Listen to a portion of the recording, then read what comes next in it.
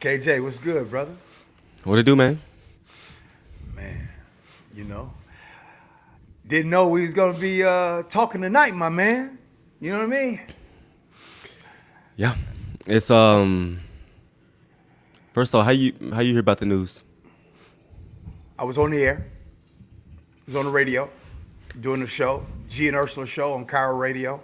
And as we're doing it, I see the news director.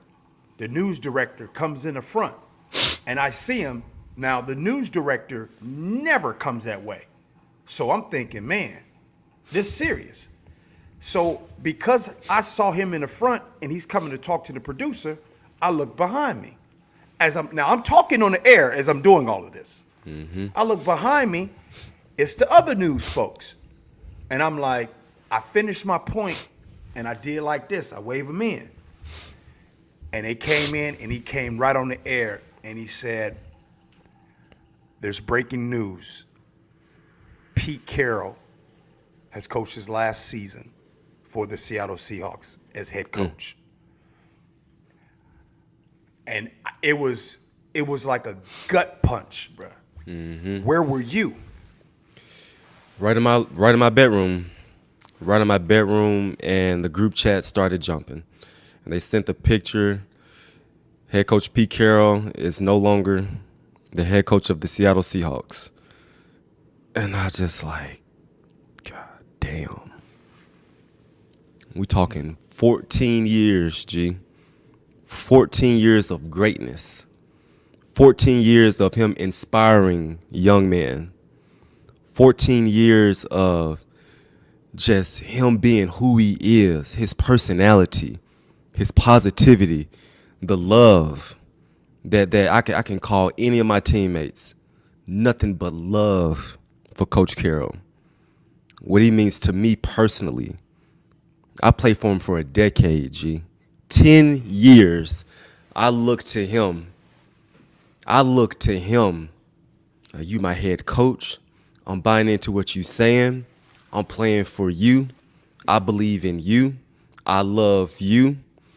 And, I know he don't want people out here sad, feeling sorry for him. But, Coach, you're a legend.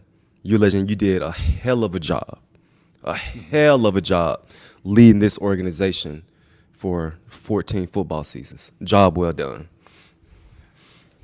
So during the day, you get that text messages go off, group chats go off. You're talking to former teammates. You're having conversations. I've had some conversations with your former teammates.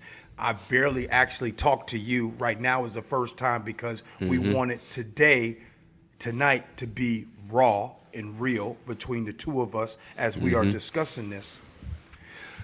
When you've had some time throughout the day, what are some of the things you've been thinking about? What are some of the stories you've been thinking about? If you've been thinking about when you first saw him, can you think about what it has been like? All those things. You know what I thought about? Was the first time I heard his voice on draft day. Tell us about it. The first time I heard his voice on draft day. This dude, everyone know my graduation story. I graduated and I got drafted at the same time. And I was whispering to Coach Carroll, and he was telling me, hey, KJ, we're gonna take you right here. We're gonna take you with pick number 99. We love what you bring to the table. You tall, big, strong, fast. We love you, man. And I was like, you're in the ceremony. I'm in the ceremony. Cap and gown. I was like, Coach, thank you. He's like, is there people next to you? My homegirl was right beside me, Bettina, and It was another person beside us. And I was like, Coach, man, thank you. He's like, hey, you excited? Let's get juiced up. What's going on? I was like, Coach, I'm at graduation. And he's like, hey guys, the guys at graduation. Let's cut them some slack. And that's the first time, that was our first interaction as a member of this organization. He juiced up, he pumped up. He cutting me some slack. Hey, cut him some slack, y'all. The man said graduation. Hey, we love you, man. I'm gonna let you talk to Coach Norton real quick. That was our What first Coach Norton interaction. said- What Coach Norton? Hey, big dog, come on. We got you, man. We got you. Yeah. And that's 2011, 2011. Wow. You fast forward here, 2023.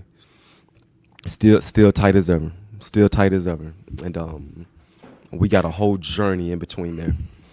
Right. I know that you have 10 years of playing for him.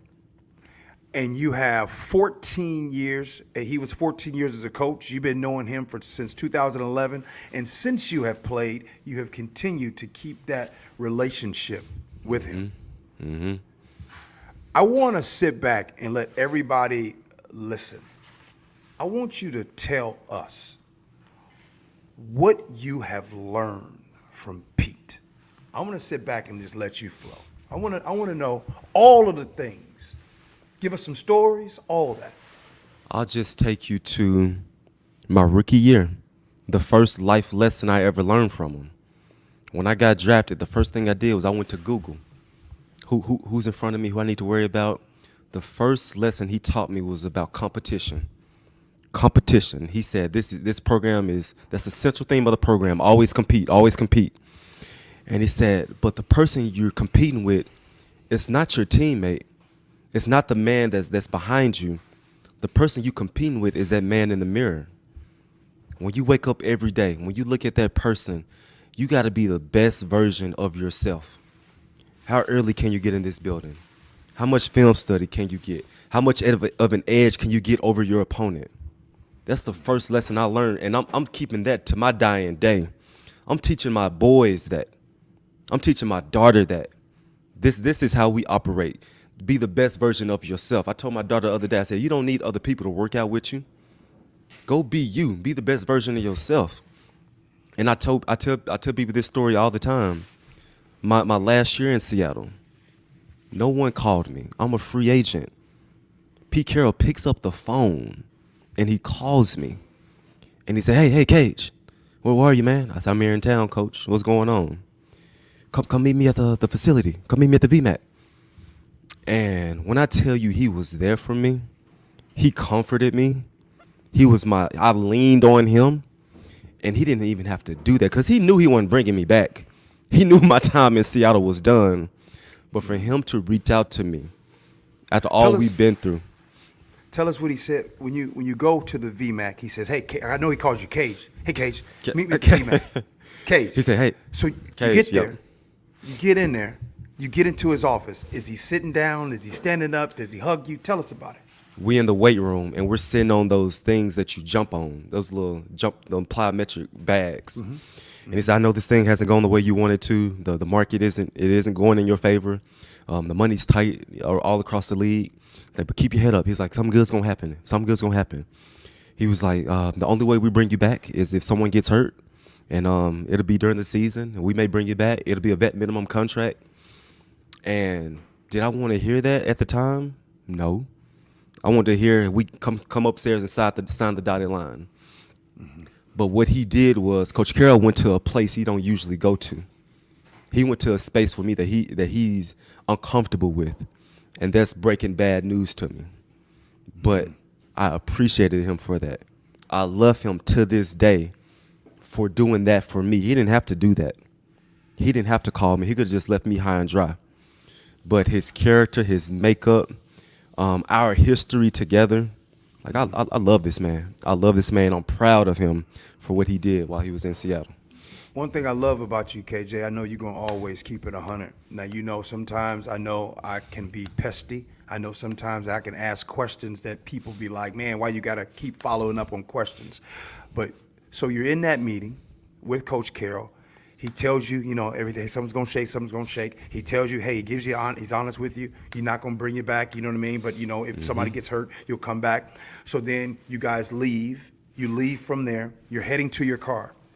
I want you to be honest with me. Tell me about that car. I want to hear about that car ride home. Did you call your wife? Was you in tears? I know you gonna tell me the truth. Yeah. When I got in my car ride, I said goodbye to the organization. I was able to say goodbye to the Seattle Seahawks with that conversation we had. When he didn't call me, I had a glimpse of hope. Like, man, maybe, just the market. Maybe they'll bring me back some way, somehow. I'll go play Sam linebacker. Jordan will do his thing. Me and Bobby be reunited together. Maybe I can come back. But when he called me into the weight room that day, I said my last goodbyes to the organization for during that moment, and we hugged it out. He one of the best huggers I've ever been around. Right. He one of the best huggers. He got that fragile body, hug on his shoulders. He gave the best hugs ever. And when we gave that hug, I was able to say, "Thank you, Coach. Thank you for every single thing you've done in my life. Trusted me with this organization. Like, you trusted me. You trusted me to be a part of this organization for 10 years. Right. I saw guys come and go left and right, left and right, left and right. Right. But you entrusted me with a 4-year contract, another 4-year contract, and a 2-year contract. And we did this thing together. And when I was at my press conference, boo crying, I believe he was the only person that day that I said I love. I found him in the stands. I said, "Coach, I love you, man." I looked him right at and said, "Coach, I love you. I thank you. We kicked a lot of ass together, and we had some fun doing it." And I've talked to a lot of you guys today, KJ. Help me understand this. Help me understand how it might have seemed like a lot of people over the years, they think, oh, Sherm, and oh, Doug is mad, and this person's mad, and these persons mad. But all them dudes today, man, they all feeling it today. They all feeling it, all 100%. If anybody wants to know how they feeling right now, crushed. Mm-hmm. And here's how it works, G. When I came to Seattle, this is my first time ever leaving home. This is my first time leaving the state of Mississippi. And when I came here, even though I'm an adult, I'm still looking for a kind of like a fatherly figure, like someone to look up to, someone to lean on, someone that understands me. And he was that person. Every single day, we went over something that didn't have anything to do with football. We about to play the San Francisco 49ers on Monday night, and we watching highlights, basketball highlights. We up here looking at America's Funniest Home Video, like just random stuff. And just for him to be that guy to keep us balanced, to not just have us just all the way dove into football, shooting hoops, competing. Like, he just did little things to just keep us as normal human beings. Hold up real quick. During year 10, my last year here, during the Black Lives Matter movement, I kid you not, we had like 17 meetings. How y'all doing? How y'all holding up? We went up on the hill at the VMAC. Grown men, grown men just pouring their hearts out to one another. And it's because he created that environment for us. He understood what we were going through as normal human beings. And just everything he's done for us. He brought in people from the Navy SEALs. He brought in David Goggin. He brought in people to teach us what grit is. Just speaker after speaker after speaker to just help us get that edge, to just help us get that focus. He did all that little stuff that made us who we are to this day. So I have an idea. So a lot of us fans, we don't get a chance to, after you guys win games, and we wait for you guys to do your press conference afterwards. We never get an opportunity to really see how Coach addresses you guys, talk to you guys. So Money has a few clips of you guys in the locker room, right? And we'll play we got like 3 of them from you guys in the locker room. We'll play one of them, and I want you to tell us what's really going on after you see this, and tell us play by play, blow by blow, what is the magic that's going on. Play it, Money. That's me so grateful for the guys across the room from me. Everybody had to hang all day long. The defense did a fantastic job today, fellas, to keep us in that game. It took all day. It took all day long, all but 22 seconds, fellas, to get this thing done. But you know what? You still got to snap it. You still got to catch it. You still got to hold it. You still got to catch it. And our guy did it. Where's House?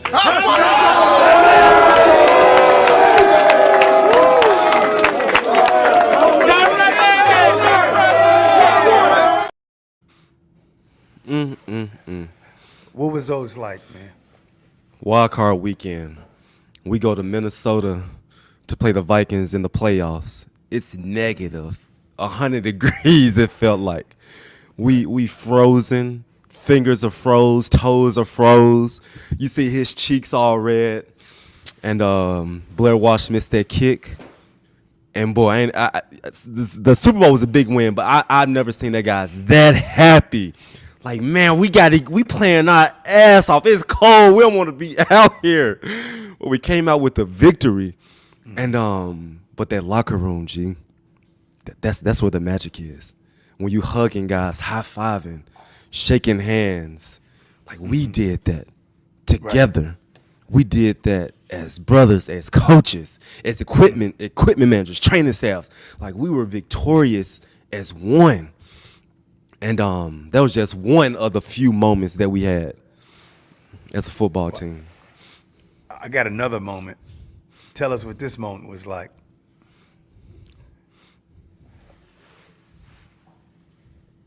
I think he wants you to play it, Money Mike. Incredible experience, not just, I know it's for the guys in the room right here, but you just shared that demonstration of love and belief and never giving up and always fighting to the end. You shared that with everybody that follows. The 12s are here. They're so strong. The whole area. You just shared this one with everybody.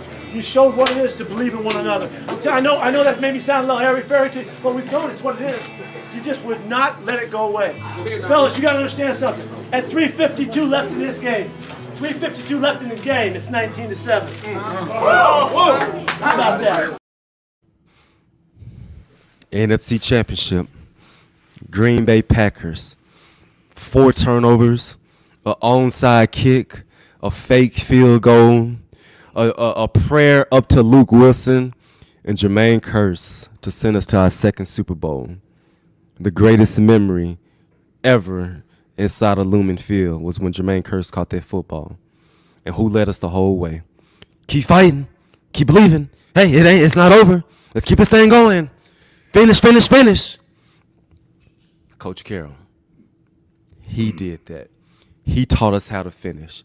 He taught us you can't win the ball game in the first quarter. You can't win the ball game in the second quarter. Can't win it in the third quarter. And sometimes you can't win it in the fourth quarter. Sometimes it may have to take an overtime.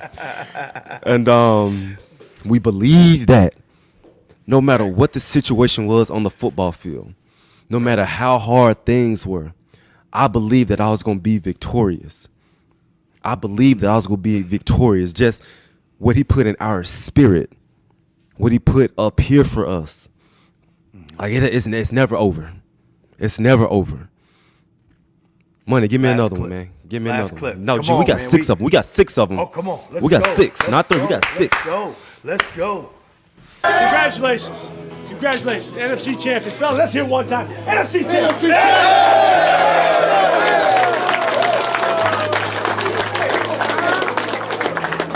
You know, there's a lot of cool stuff here, but let me tell you something. Something we should really be proud of. We come in here at halftime. You know what we scored in the second half? 20-7 to win this game. As close as we are right now, we will never be separated in this moment, fellas. You guys did this together with these people in this room. Let's make sure we always remember that. The gratitude for the guys right here who got this done. It wasn't one guy, it wasn't any of that. It was all of us together. Right now, we're tight. Champions, baby. We champions. The first clip y'all saw was 2013 NFC Championship. We beat the San Francisco 49ers. The first time that we as a team are going to the Super Bowl. He led us the whole way. The second clip you saw, we did it. We whooped their ass 43-8 in New York City. And when we got to that. Go ahead. When we got to that moment, Yeah. here we are in the Super Bowl, G. But you know what he taught us? It's just another championship opportunity. It's just another championship moment. You guys don't got to do anything this game that you haven't done in the previous games. He preached championship opportunities in preseason games. He preached this is a championship game, week 7 of the regular season. There was no moment too big for us. We didn't get hyped up because it was Thursday night football and everybody's watching. It was always even keel. It was always even keel. KJ, Super Bowl 48 out there in New York. Tell me the truth. Y'all knew y'all was going to whoop their ass, didn't you? We knew it. We knew it. They makeup went like ours. When we turned on that tape, they didn't move as fast as we moved. They went dialed into the details like we were dialed into the details. And I remember we was on the sideline. It was me, truck driver, and Coach Truck Carroll. driver. That's Clint McDonald, y'all. Truck Clint driver. McDonald. Me and Clint was talking. And here he come, walking up behind us. Does what he always does.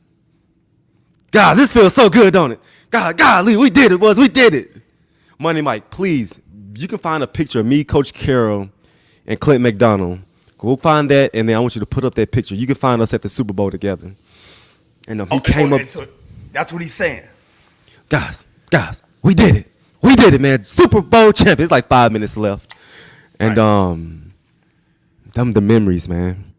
Them the memories of doing it together. Of us, Coach. We trusted you. We bought into you. When we doing them bags drills before practice, when we doing that blitz period, when we shooting those hoops, when you tell us to protect the team, when you tell us to be early, like, man, we doing this thing together. We connected to you. And we bought in. It was crazy as hell, but it was fun to watch. We were successful. We were dominant. We were trendsetters. People tried to mimic what we did. And you talking about what he created. This man created arguably one of the greatest defenses of all time. He handpicked each and every one of us. He drafted us. He scouted us. He groomed us. He had some hard conversations with us. Mm-hmm. But, man, he created a culture. He created a culture. We talk with Doug all the time. You know, who created this culture? Pete Carroll created a culture at USC, and he brought that here to Seattle, and he has been great everywhere he's been. There. Oh, there it is. There you go. Is that what he's saying to you, man? Look at me. Look at that. Wow. Came right up to us, me and Truck. I told you. Wow. Came right up to us. We did it, boys. We did it. And love that, man. Gee, we talking world champions. The best of the best. Nobody can mess with us. The best offense in NFL history. We may look like some chumps. Held them to 8 points. Right. You did that, Coach. You put us in that position to do that. In OTAs, you taught us the structure of cover 3. I see him with the corners over there doing step kick. This man's 60-some years old, over there teaching corners how to step kick, the proper technique. He was doing that. My last year in 2020, we was getting our ass bombed left and right. He took the whole secondary, this middle of the season, and he put us on the chalkboard. This is how you run cover 3. Corners, stay on top. Hook defenders, 99.9, 1 yard outside the hash. It's the middle of the season, and he went back to the basics with us. He took over the meeting. A phenomenal leader. Mm-hmm. A phenomenal human being. No doubt. Love that dude, man. So before the end of last year on my radio show, KJ, we were talking about words that we wanted to get rid of in 2024. Words, overused words. And one of the words that were used was pivot. I can't stand that word because in corporate America it's used all the time. But on this show, we are about to use pivot because as much as we talk about how great things was, as much as we talk about how much we love Pete, after 14 seasons, is not going to be the head coach of this Seahawks organization. So now the Seahawks organization, 12s, you, me, everybody in the world, it's time to make the pivot. What is next? And when I say what is next, I mean, I'm not talking about who the head coach going to be. I'm asking you to give the 12s and fans an understanding of what we can expect next. Because I think that the expectation is here. Is this one of those where there could be turbulence? Well, what we can expect is, first and foremost, John Snyder is in full control. John Snyder is responsible for building this team. And we all know when Coach Carroll was here, it was 51-49. It was who's making decisions. It was like who's doing the drafting, who's picking the free agents. You know, it was kind of back and forth in who was doing it. So right now we know that Snyder's in full control, and he has earned that. He has earned to be the guy to build what's next with this organization. He's smart as heck, understands ball. He's going to be a part of the hiring process when it comes to the new head coach. And so understand that John is going to be the face when it comes to leading this thing. And we say, what's next? What do you want it to look like? What do we want this next regime, this next wave to look like? And we're going to see which direction they go. Okay, well, I'll go first. I don't know what direction that they plan on going. I don't know if they plan on bringing in an offensive mind, considering that the two of the best offenses reside in the NFC West. The Rams, as they get ready to reload, in Sean McVay and Kyle Shanahan. Mm-hmm. So I don't know if they're going to go that direction with an offensive mind. And if they don't go that direction with an offensive mind, I think it is time to address the defense and get back to where it was. Then you got to think maybe it's one of your old defensive coordinators, the defensive coordinator possibly down there in Dallas. That's the Dan Quinn. And then you got other guys who possibly are not even coaching right now, or you got some USC offensive guy, Lincoln Riley, is the head coach. But again, whoever the head coach is, this is the part I want to talk about. It's going to be hard. And what I mean by hard is the expectations and what people are going to want. It is hard to bring in a winning culture right away. Yeah, he's filling in some big shoes. Whoever come in has some big, like literally, pull up them big shoes. Coach Carroll's like some big shoes to fill. And if there's one person that I want in this organization, it's Dan Quinn. It's not even a question. It's Dan Quinn. Okay, KJ. You know what? It's DQ. You know what, man? You always reference DQ. You bring up DQ. I've seen fans bring up DQ. But if you say DQ, I'm going to sit here and listen. Please help me better understand the fascination and why you are so hung up on DQ. First and foremost, it comes to building culture. He's a culture builder. He has a style to him. He understands how to lead men. He don't give a damn about being friends with you. He gonna be cool with you.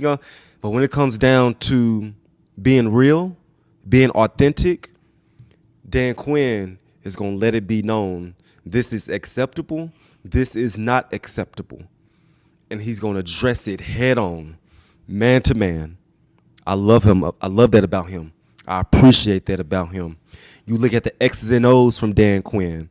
Look at what he did with us. 4 years in a row was the number one defense in the NFL. You saw what he did with the Atlanta Falcons. Took them guys to a Super Bowl. Atlanta Falcons was nothing till Dan Quinn got there. And you look at him now with the Dallas Cowboys. how he using a Michael Parsons, how a Deron Bland is arguably the MVP of the league right now. That's Dan Quinn. He's up there with his hat backwards, calling plays, dialing it up. He knows when to blitz. He knows when to sit back, knows when to be aggressive. And anytime the guys talk about him, you can see how much they love and respect him. And so for this football team, what this football team needs now is, we've seen a little bit of the immaturity. We've seen a little bit of the antics. They need someone to come in and really address this team right now. And I believe Dan Quinn is the perfect hire for this organization. Okay. When I push back, I'm not pushing back because I think I know more than you. I'm pushing back on one theory. I believe that if DQ, wherever if he would be head coach again, no matter where he is the culture that he builds, is it similar to what Pete Carroll has done? That's my first question. Dan Quinn. Would it be similar? It'd be fair. I shut up. Yes, it would. I believe so. Okay. Dan Quinn left. Correct me. I don't know if I'm right or not about this, but he had the same Tell the Truth Monday, Competition Wednesday, Turnover Thursday. Yes, okay. He's been gone. He went to a new team. He went to the Falcons, went to the Cowboys, and I know when coaches leave, they find themselves. When a coach get fired, oh, now I know who I am. He took a lot of Coach Carroll with him to Atlanta, got fired. Now, okay, what does Dan Quinn want to do? We saw Coach Carroll got fired, and where is he? Patriots, Jets. Mm-hmm. When you read it in his book, Win Forever. When he got to see it, he knew who he was when he came here in 2010. He had to learn by getting fired, by making those mistakes. He learned who he was when he came on the scene here in Seattle. I think that'll be the same for DQ.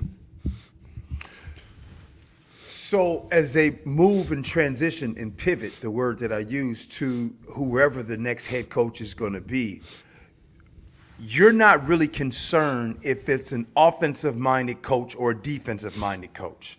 And what do you think is better? This is what you have to do. I've been saying this, G, for the longest. If a defensive-minded coach does come in, he has got to hit it. He has got to strike gold when it comes to hiring your offensive coordinator. You got to strike gold, because with Coach Carroll, he was mainly in our defensive meetings. He was mainly on our side. Offense, go do your thing. Go do your thing, offense. With a Kyle Shanahan in San Fran, he's not spending time in the defensive meeting rooms, but he trusted a Robert Saleh, he trusts a D'Amico Ryans, and he trusts a Steve Wilkes. So if you come in as a defensive-minded coach, the majority of your time is going to be spent with the defensive guys. So you got to hit when you bring in your play call and make sure that he knows how to run that offense. He knows how to get the best out of those guys. His position coaches are on point. And so it don't matter if he's an offensive or defensive guy, but his coordinators have got to be spot on. Got to be spot on. First, I want to stand corrected on something that I was wrong about. And tonight, before we got on this, I had a conversation with Doug, and I told Doug that I would tell the world, that he and Jermaine were right. I used to say all the time that Pete Carroll was the reason for the culture. And Doug and Jermaine would say, yes, he did come in and he started things, but you also have to give us credit for what we did to carry out that. I didn't agree before, but I agree now. I'm going to ask you this. If I say that Pete Carroll's message from 2010 to current day is still the same, is that true? Would you believe his message is still true? Yes. Okay. So if his message is still true, what is the reason why it does not sink in? Is it the delivery, or is it the people that are receiving it? It's the people receiving it. And it's a new wave of human beings it's a new wave of human beings that's coming.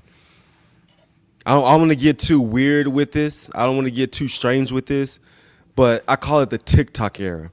Like it's the focus of guys, the maturity of guys to just be dialed in and obsessed. Listen to me. Obsessed with football is slowly dwindling away.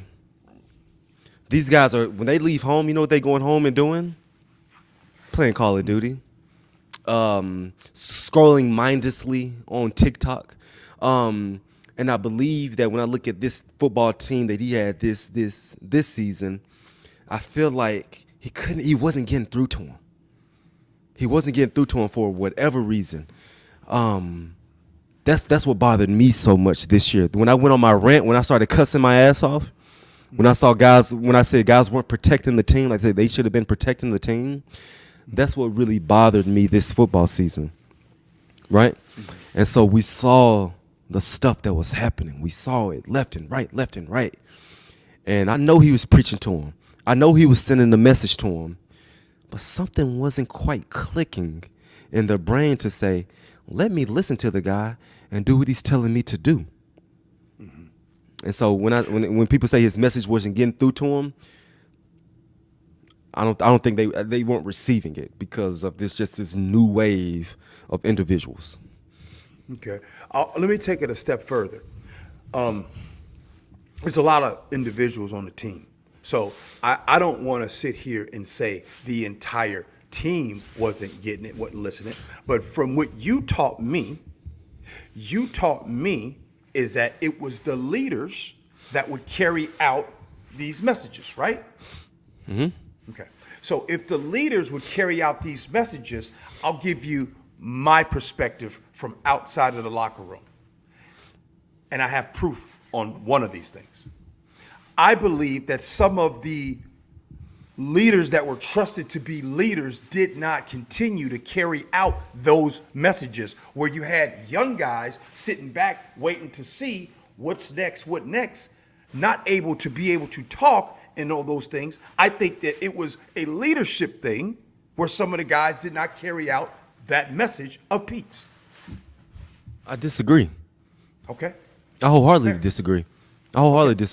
First, because one, we're not in the room, we're not in the building 7 days a week, and a guy could go up to a guy like, "Hey, bro, tighten up. Like, hey, you tripping right now.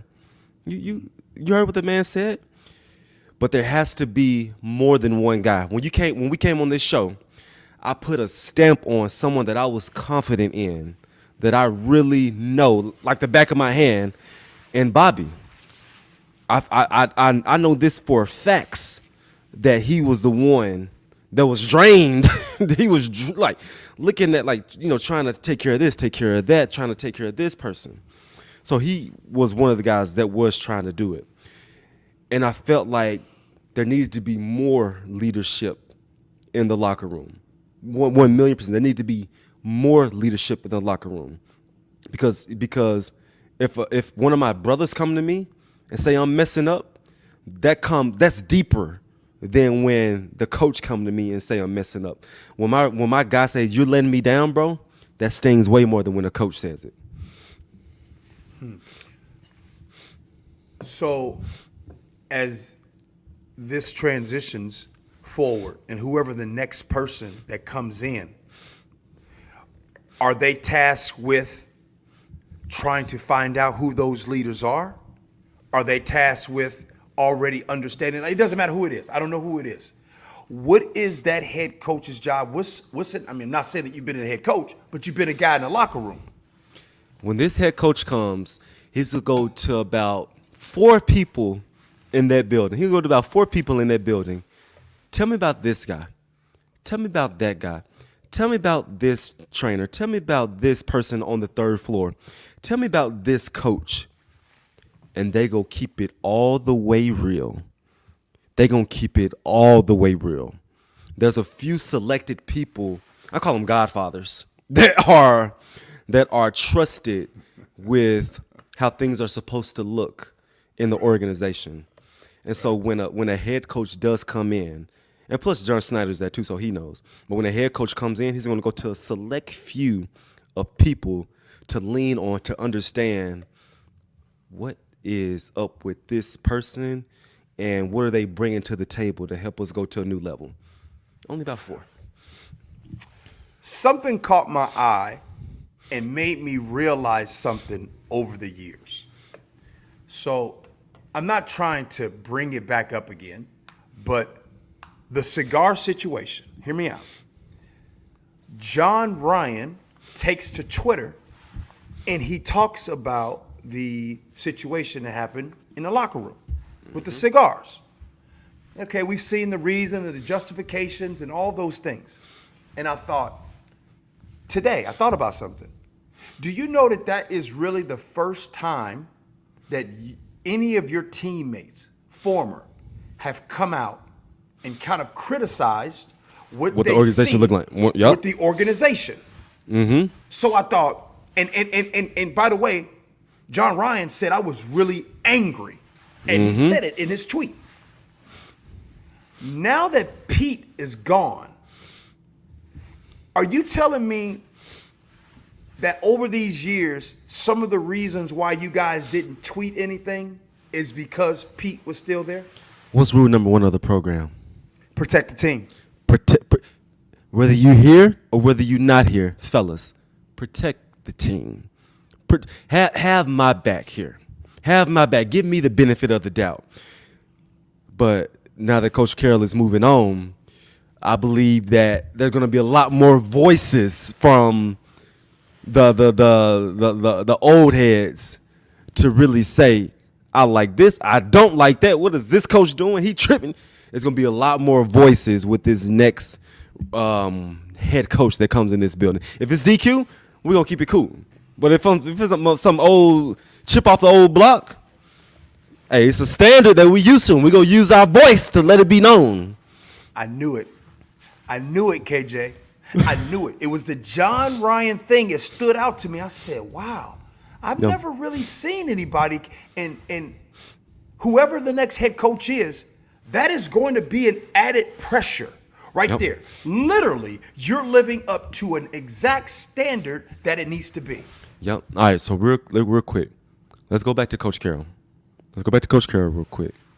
Money Mike, can you play the press conference of Coach Carroll's when he was speaking today?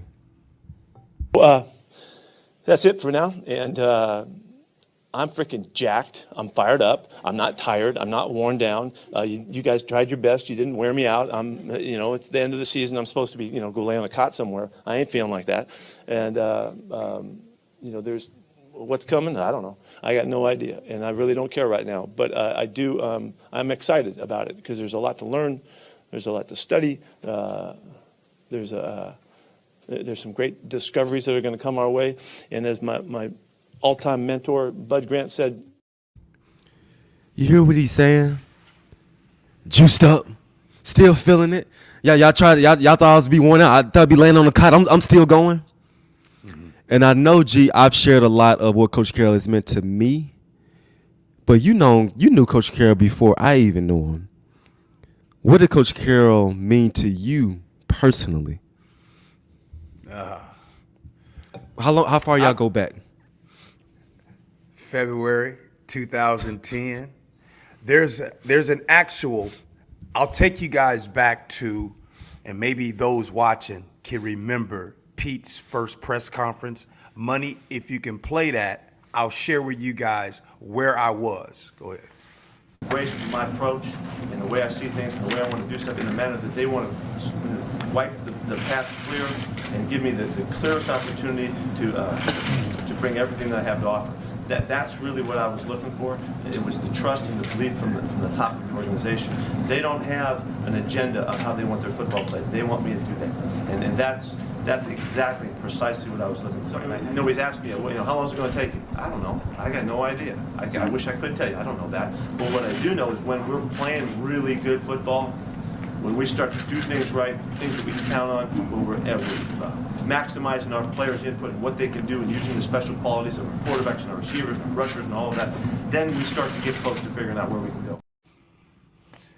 So when that press conference came on, I was with Lofa Tatupu down in his basement. Loaf I was Lofa. And Rob Sims, who was the left guard at the time, and he was down there. And so we watched it. And then Lofa says, I thought Lofa was going to be like, boy, it's on. Yes, we got Pete. Yes.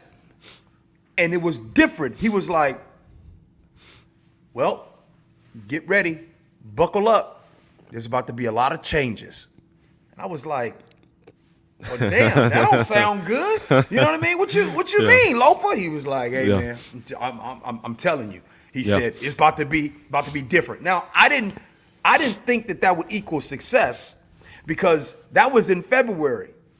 In March, because there was a time, KJ, that your boy I needed a place to stay. And so Rob Sims is the one who had me living in his place. So a month after Pete Carroll got here, he cut Rob Sims. He cut him. Yeah. And so the first thing I thought was I ain't got no place to stay. Gone. Oh, you I'm gone. Yeah. I ain't got no place to stay. Yeah. And so Rob was like, nah, G, you good. You gonna stay at my place. So first, I want to give love to Rob for giving me his place. And second, Rob don't mind me making this a little funny, but the draft pick that they got for Rob was used on guess who? Cam Aaron Chancellor. Curry? Oh, Cam Chancellor. It was a 5th round pick? Yeah, they use it for Traded him. for 5th round, yeah. But you're right. But the last thing I want to just say is this. In March of 2010, I was at the facility, and the first time I ever got a chance to meet Pete Carroll. And outside of Mo Kelly's office on the side, and if you guys are listening right now, if you've ever gone to training camp and you've gone into the players' lot and you got let off the bus, well, when you walk through, as you're going on the side of the building, Mo Kelly's office is right there on the left. And on the right, before the basketball hoop got in your meeting room, the basketball hoop used to be outside, right there, right? So I'm going to take the keys back. I go to take some keys back, and I come out, and Pete Carroll's like, hey, man, you want to play a game pick? Want to play a game pick? And I'm thinking, like, you got to understand, like, previous, it was Mike Holmgren, right? And then it was Jim Moore. So here this head coach wants to play a game of pig. Oh, okay. If y'all don't know what pig is, it's a basketball game. Game like horse, right? Like horse. So I'm like, cool. Let me beat this dude real quick. You know what I'm saying? Man, game one. This dude beat me. Hey, let's run it back. Let's run it back. Really? We go again. Really? This dude beat me again. He said, hey, all right, man. Well, hey, nice to meet you, man. I said, hey, coach, hey, I want to get a rematch again. He said, okay, yeah, we'll get that. Do you know, for damn 14 years, I've been trying to ask him for that rematch, and I ain't never got it. But man, that's my Pete Carroll story right there, man. He beat me, man. He make you feel like the richest person in the room. He make you feel warm. He make you feel seen. And just, man, a loving spirit. The energy, like when you in his presence, he just like, he calms everything down. He makes you feel good about yourself. When shit is going bad, when mayhem is broken loose, he cool. Hey, we're gonna get this thing figured out. Hey, we're gonna be all good, fellas. Hey, we're gonna be all good. Awesome dude, man. And but hey, long story short, man. I ever tell you about the time I gave my father? So this always compete. I used to wear the wristband all the time. And then I gave it to my father because my father was just in love with Pete because, let's be real, this organization changed my life. You know what I mean? And I ain't trying to get weird on y'all, but right there, that is the Always Compete that my father would wear. And right there, that's the last time that I saw my dad, and he was wearing that Always Compete, man. So, man, shit, I ain't about to cry on this damn podcast. That's what I ain't gonna do. But I know my life is different. I know my life in the last 14 years is different than it was in 2010. Matter of fact, y'all want to see it when I first cleaned Pete's car? Look it up. This is when I first cleaned Pete's car. What was he riding in, man? Come on, man. Look at the Jag. Look at the Jag. No, I see a spot. I see a spot right there. You missed a spot. Wait, you see the before and after? You see the before and after? Yeah. Hey, that's March 2010 when I cleaned that. And Pete used to say the same thing to me every time when I would clean his car. Listen what he say. He say, hey, make sure it gets on my desk now. Make sure it gets on my desk. The keys? Every time. But one time, but because the first time I gave it to security and told security to put it up there. And so ever since after that, hey, make sure it gets on my desk. Man, bro, do you think I ever let it not get on his desk? Mm-mm. All right, man. Let's we want to keep people long, man. We just want to share what Coach Carroll meant to us. And but I know people have a few questions. We get to just a few questions. And so what, a Wednesday night? What's today? Wednesday night, and we'll call it a night. And let's make sure we all give him his flowers, man. Before we get to the questions, and I know there's a lot of people that wants to say, G, you said he wasn't going nowhere. Let me address that. I was wrong. I was 1,000% wrong. So just want to let y'all know. Yeah, we ain't anybody know. Here we go. Cassie family says, can't imagine watching a Seahawks game without seeing Pete fired up on the sideline. Much love and gratitude to Pete for an amazing 14 years. Money, show Coach Carroll during the game, hyped up, juiced up, showing his personality. Show him fired up on the sideline. We got that for you too. He goes again! And up, baby! Woo! Woo! Oh!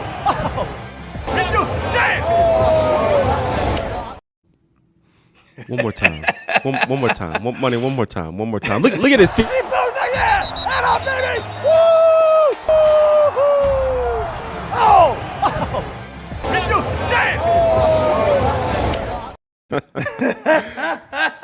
Oh, man.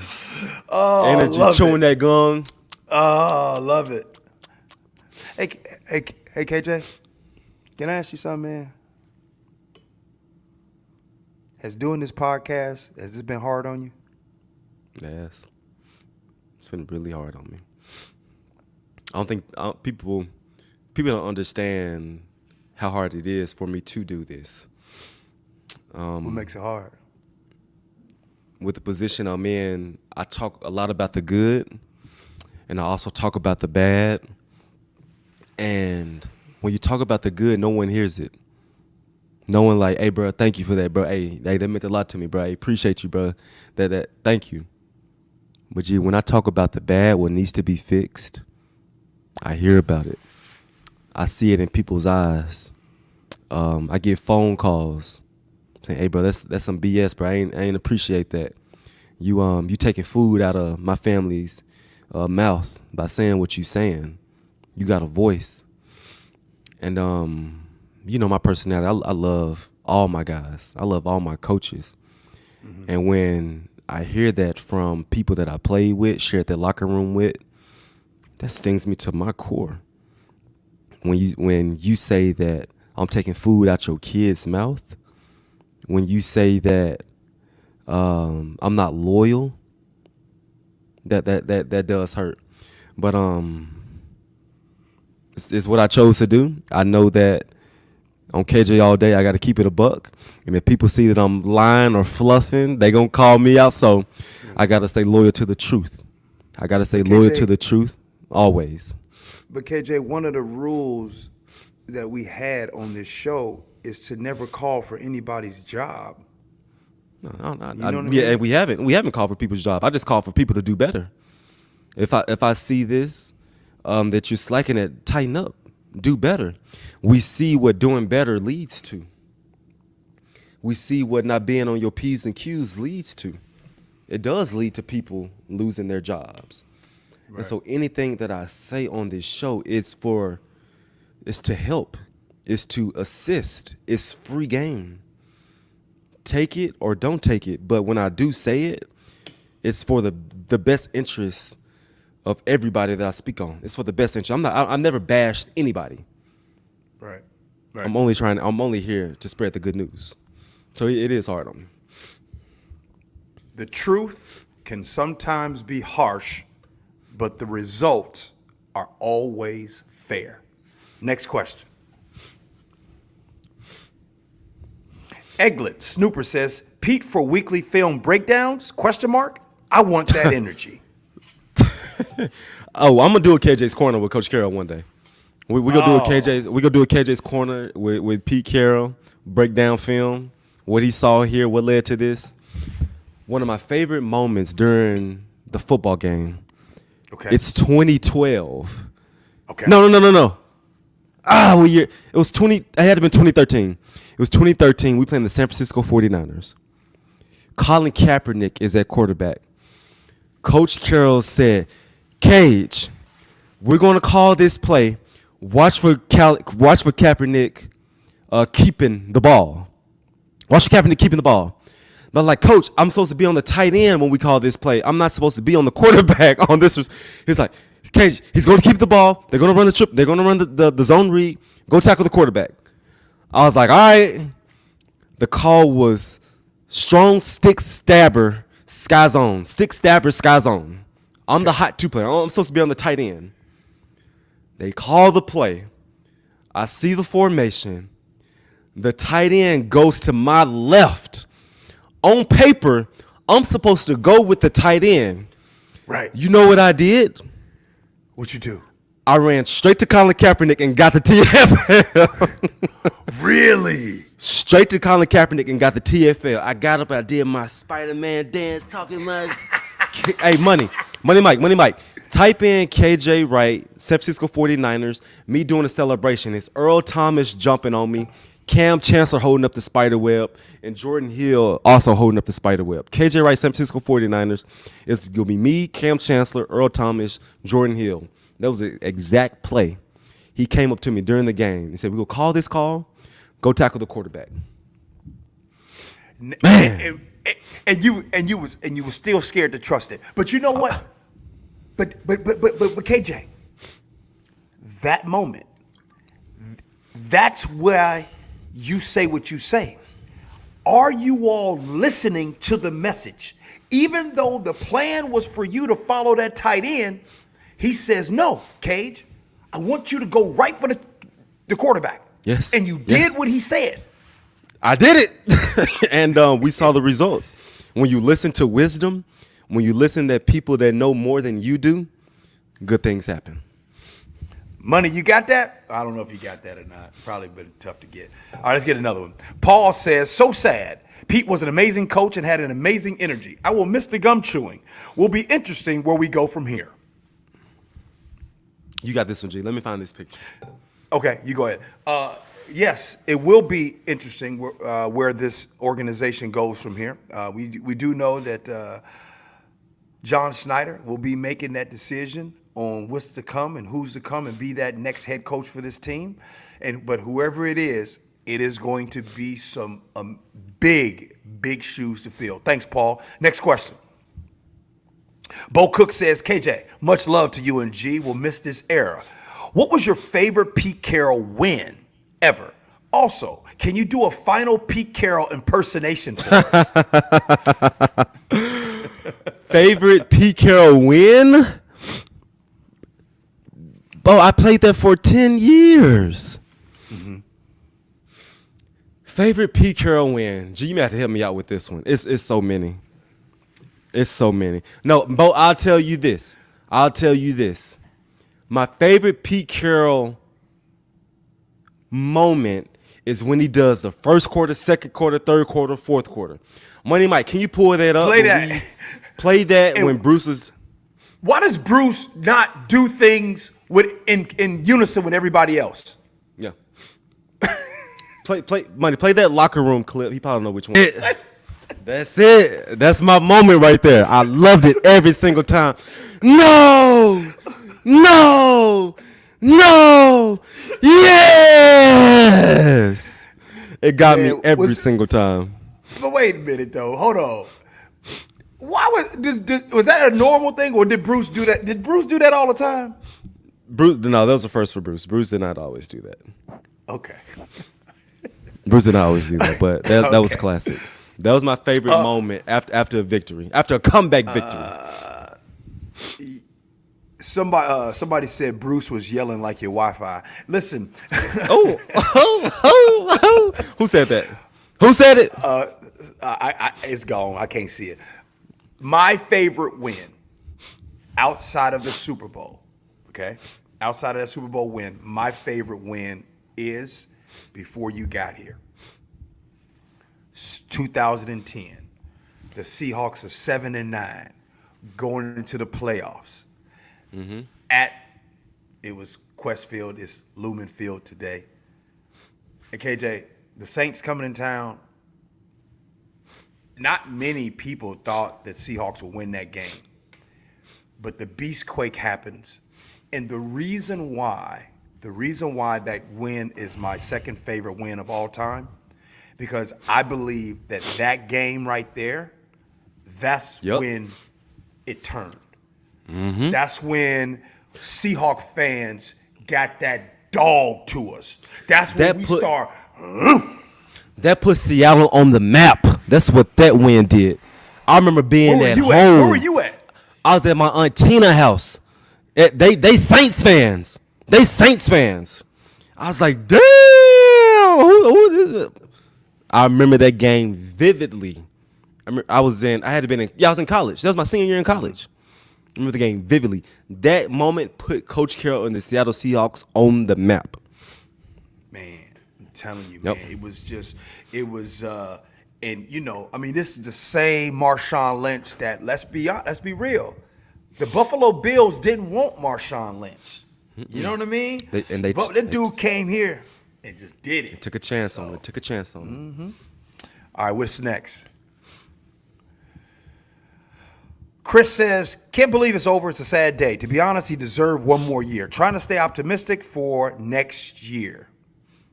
It is a sad day. Did he deserve one more year? I would have loved to seen it. I would have loved to seen it. All right, KJ, real quick, before we get to the next question, set up that play. Coach Carroll tells you, don't follow the tight end. And it's your job. But you go straight to the quarterback. You listen, play it, money. It's a picture. It ain't a play. It's a picture. You want to get the picture? That's a picture. I had all the dramatics. That's a picture. But money, you set me up. That's the play right there. Look at my arms. Look at that wings. First of all, what kind of tackle is that, first of all? Horrible technique. Wrong foot up, arms all wide. But that's the moment. Just go to the quarterback. Just go to the quarterback. All right, coach. Man. I got you, coach. Right. Yes, coach. All right, let's get to another one. Jordan says, KJ and G, how will players and fans react to a new coach after Pete's positive culture? Also, how does 14 years of defensive coaching impact next year? Well, with the player, you speak from a fan's perspective. From a fan's perspective, you talk about 14 years of defensive coaching. Let's keep it a buck. Last season, the Seahawks defense ranked 30th against the run. This season, they ranked 31st against the run. So when you start talking about defensive coaching, how will the new style be? All I know is how you've taught me, KJ. And here's the bottom line. What y'all used to do when you got too high safety and you able to have them D linemen get busy, them linebackers cover, and you basically say, go ahead and beat us. We gonna do this to stop the run. And I've learned that in football, the team that can rush for the most and stop the run wins the game. Not every team has Patrick Mahomes. Not every team has this wizard of a quarterback. Who are the two teams right now that have a bye week in the playoffs? It's the Niners and it's the Ravens. Two teams that run the hell out of the football and two teams that stop the run really, really well. And so Jordan, I don't know, Jordan. So Jordan, what's going to happen is when a coach comes in, he sets the tone of what the culture is. He puts up, this is the philosophy. This is the standard. This is the team rules.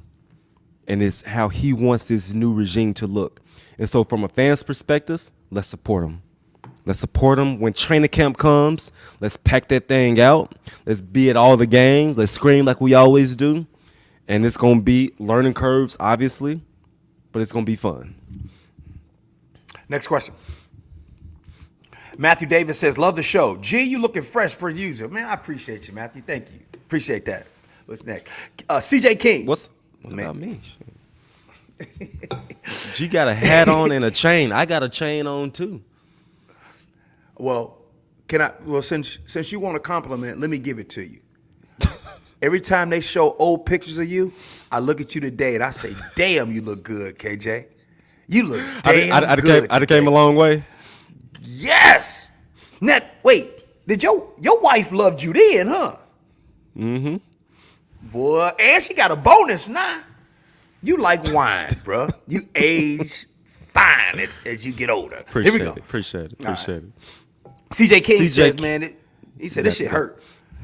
How can you have so much love for someone you never met? Man, CJ, felt that. No, CJ, that's real. How can you have so much love for someone you never met? That's deep. That's deep. Hey, CJ, for anybody, I'm gonna tell y'all right now. I'll tell you. You ask me about somebody and you ask me how they are, I'll tell you the truth. That Pete, the reason why it hurts and you've never met him, because the same person that you see, whether it's on TV, hear him on the radio, all that stuff, he's exactly that person. Mm-hmm. Exactly. I promise y'all.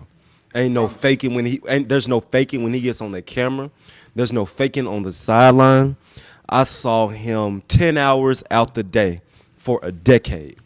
Same person from 2011 to 2023. Same dude since I laid eyes on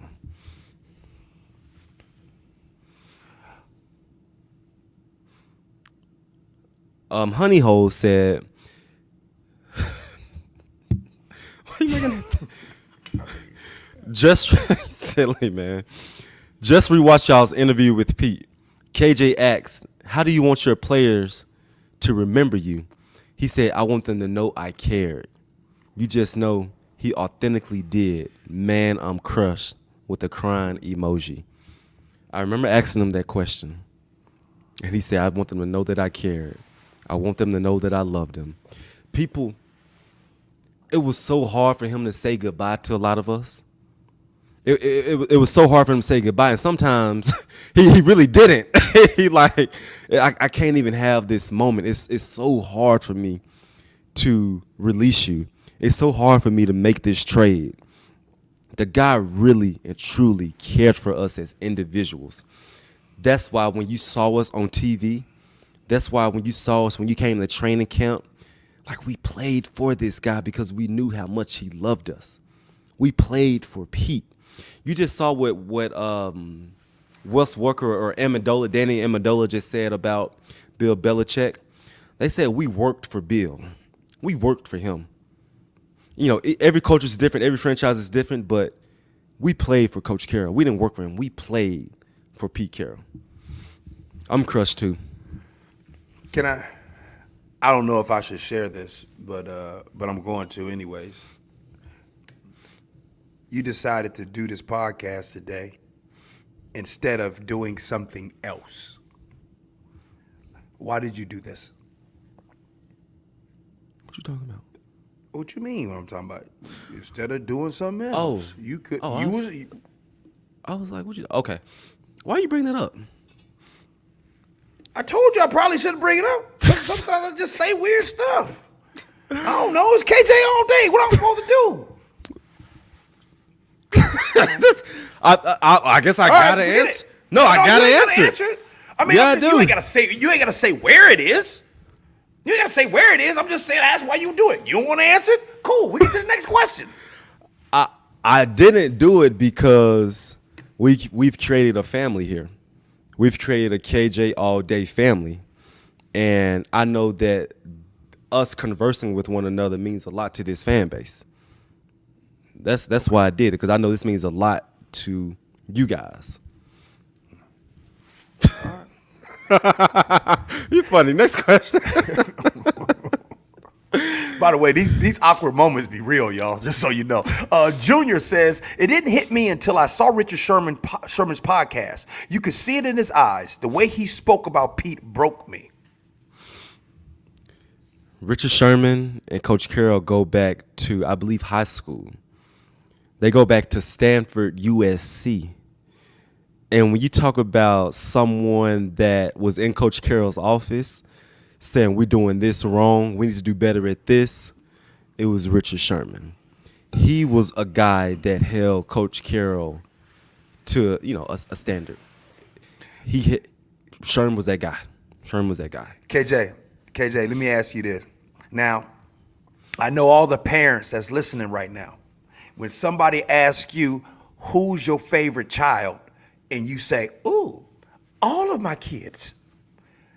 KJ, who, in your opinion, is Pete Carroll's favorite?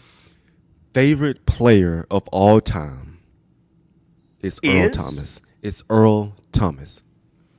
Really? This is the order. I'll tell you the order. Oh, you got the order. Okay. Hold on. Write this down, y'all. KJ's order. Go ahead. I truly believe it's Earl Doug Sherman. I think it's Earl Doug Sherman. Where's Cam at? I gave you the top three. Okay. Earl Doug Sherman. That's the top three. Earl was his guy. Earl's his dude. He showed highlight after highlight. I'm like, dang, coach, other people made plays at practice too. He showed the way he was dialed into the details, the way he ran to the football. Mm-hmm. He loved the way Earl practiced. He loved the way Earl played. What would Earl say, and how would he say it sometimes in the meetings? Yeah, coach, I'm him. I'm the greatest, coach. Yeah, you're right. I'm the greatest. Earl would. Let me tell you a funny Earl story. This one time Earl really pissed me off. He really pissed me off with this. Okay. Oh, I don't know if I should let this out. No, let it out. Let it out. The people, there's over 3,000 people here right now. Let it out. I was so mad at Earl. Okay. Bro, we just lost the Super Bowl. We just lost. This ninja got in front of the team meeting room and he said, yeah, man, if I was healthy, if I was 100%, yeah, we damn right would have won that game. We would have won the game if I was right. I said, bro, what? Shut up. You didn't tell him to shut up. Hell no, I ain't tell him. In my brain, I did.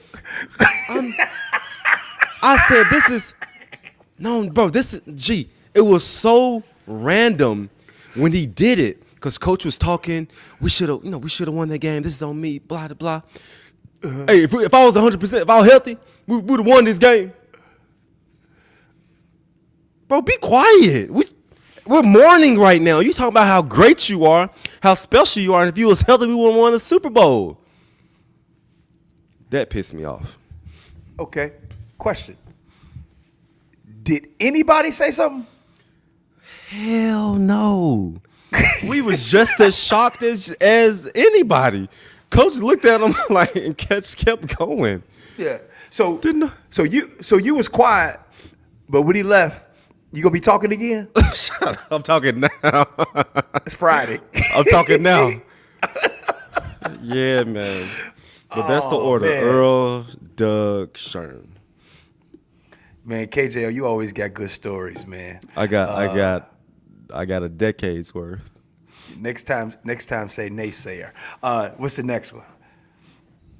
I'd rather be flying says, if Dan Quinn wasn't an option, yes, I heard you on that podcast earlier. Who would you want to bring in, college or NFL? What podcast you hear me on? I'd rather be flying. The Zach Gelb show. I was on ESPN today too. But who I want to bring in? I just saw what Jim Harbaugh did. First of all, I don't want Harbaugh. It won't be Harbaugh. I don't think. But Harbaugh. I'll say this. I will say this. Wherever Jim Harbaugh goes, he's going to be successful. Yep. He's going to win. He's going to win. Yep. But he I won't learned be here. something. I learned something about Harbaugh. Harbaugh, coaches really rock with Harbaugh, boy. KB Coaches really rock with him. Harbaugh? Yeah. His position coaches, they rock with him. Yeah. Let me Hold up, G. You saw that man boo-hoo crying, his offensive coordinator, when they won a game? This was for you, Coach Harbaugh.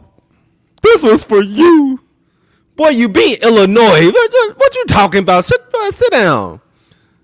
He crying. Talking about this one's for you. Yeah, I didn't like that example. He's old corny ass. Yeah, I didn't like that one. But I got one for you. I know all the names that'll come up. I'm going to give you two names, and I'm going to go college. Possibility. You can say no to both, by the way. Lincoln Riley at USC. Chris Peterson used to be a former UW coach. Okay, cool. All right, next question. Karan Williams says, who is your ideal candidate for head coach vacancy? There's no replacing Pete, but who is ideal to get the Seahawks to the next step and make players accountable? Kalen DeBoer? Question mark? Get your mind right Saturday night. Get your mind right Saturday night. Y'all know who I am right now? Get your mind right Saturday night. That's DQ? Every Saturday night meeting. That's how he opened it up. Get your mind right Saturday night. Oh, shoulders get to bouncing. Hands get to sweating. He started getting us hyped up. Yeah. It's only one dude. K-Will. It's only one dude. Kalen DeBoer. UW head coach. Oh. No. Stay in UW. No. Hey. Show you how real much quick, college football I watch. I keep hearing. I look, of all the things. I mean, I've not had to do a lot of things, but I always hear about y'all Saturday nights, man. Them Saturday nights used to be crunk, huh? It's sacred. It's sacred. One Saturday night. You can't tell us no Saturday night stories. Now, hey, everybody, if you're listening, Saturday night, that's when they get together. That's when they stay at the team hotel when the next game is on Sunday. You can't tell us no Saturday night stories. Not one. It was one Saturday night. I get all my years mixed up, but it's like the middle of the season. Stuff ain't going right with us. Coach Carroll trying to get us juiced up. We have it's a whiteboard. You know how you can roll in a whiteboard in school that you write on? Coach started talking. He started, we got to bring the juice. We got to bring the energy. We got to bring the swag. We got to bring. Coach Carroll did a cartwheel. I put this on G. He did a cartwheel wheel. You know how you do a kid, you're a kid, you do a cartwheel at recess? Yeah. He did a cartwheel into the whiteboard and knocked that thing down. I said, what? 60 some, this man did, let me stand up. You're not gonna do no cartwheel. But he got up, and he literally did it into the board. He like did it and like knocked it down. I said, this man is out of his mind. Right. This Saturday night. And so What the think guys about it, say? Y'all think everybody got up yelling, screaming, but y'all think about it. Think about this. Seasons get long for us. They get long, and sometimes they get redundant. Like, okay, here we go again. We got the Pittsburgh Steelers, week 15. What are they going to say to us now? Mm-hmm. Think about how creative you have to be to keep guys in it, to keep guys engaged, to keep them pumped up. He did not slack. He always came with it on Saturday night. He always came with it with those last meetings. When you go to bed, when you lay your head on your pillow, I'm programming your mind. You will go to sleep thinking about me. You will go to sleep thinking about this juice that I'm bringing. So damn it, you better bring it too. Master programmer. That's what he did. Do you still think about Pete's programming even as you're away from the game? Yes. Really? I carry those same things with me to this day. I carry those same things with me. Wow. All right, let's get to some more questions. Boy, KJ, you tell the stories today. G. Chan says, love all these stories. All this appreciation and respect. Normalize men showing their emotions and their love for their brothers and mentors. G. Chan, boy, I see you. I see you. Normalize. He said normalize men showing their emotions. Love that. Love that. We emotional creatures. Can I show some emotions about something? I want to do it so bad. But I know why Earl gave the middle finger. You know why Earl gave the middle finger? I know exactly why. Well, you stay with that. He was given the middle finger to that field. Sherm's last game, Cam's last game, Earl's last game, Super Bowl 49, Cliff's last game, and Pete's last game. Oh, you got deep with that one. With Pete last game. Next question. I don't want to do this because I don't want nobody screenshotting me and putting it all over. I can't have that. No one would do that to you, G. No one would do that to you. Yeah. Mm-hmm. Then, because some of y'all sent some stuff and y'all got me blocked by a quarterback. Next one, Iglet. Talk about that in a second. No, we're not. We're not talking about that. It ain't about that today. Okay. Iglet Snipper says, based on all the tweets from former players, Pete really treated y'all like his own grandkids, didn't he? One of a kind guy. I had one coach call us. He's like, I'm y'all football daddy. We got so mad. I was like, you're not damn football daddy. I got one daddy. What the hell you talking about? You are a football daddy. But when I take a step back, Iglet, and I look at Coach Carroll, yes, he was like a football father. He was like that guy we looked up to. That voice that was always there in our head. You know your dad tell you something growing up, and it's always in you. Like, what, man, my daddy say that. My daddy told me. Same with Coach Carroll. He was that football father for us. Absolutely, 100%. Something about daddy. You got to say father. Daddy. Football father. Football father. That daddy part. No, man. no, G. He said, I'm your football daddy. I said, boy, if you don't get your ass up out of here, you ain't no daddy. You know what, KJ? You be telling us a lot of stuff you said, and then you know I'm going to follow up.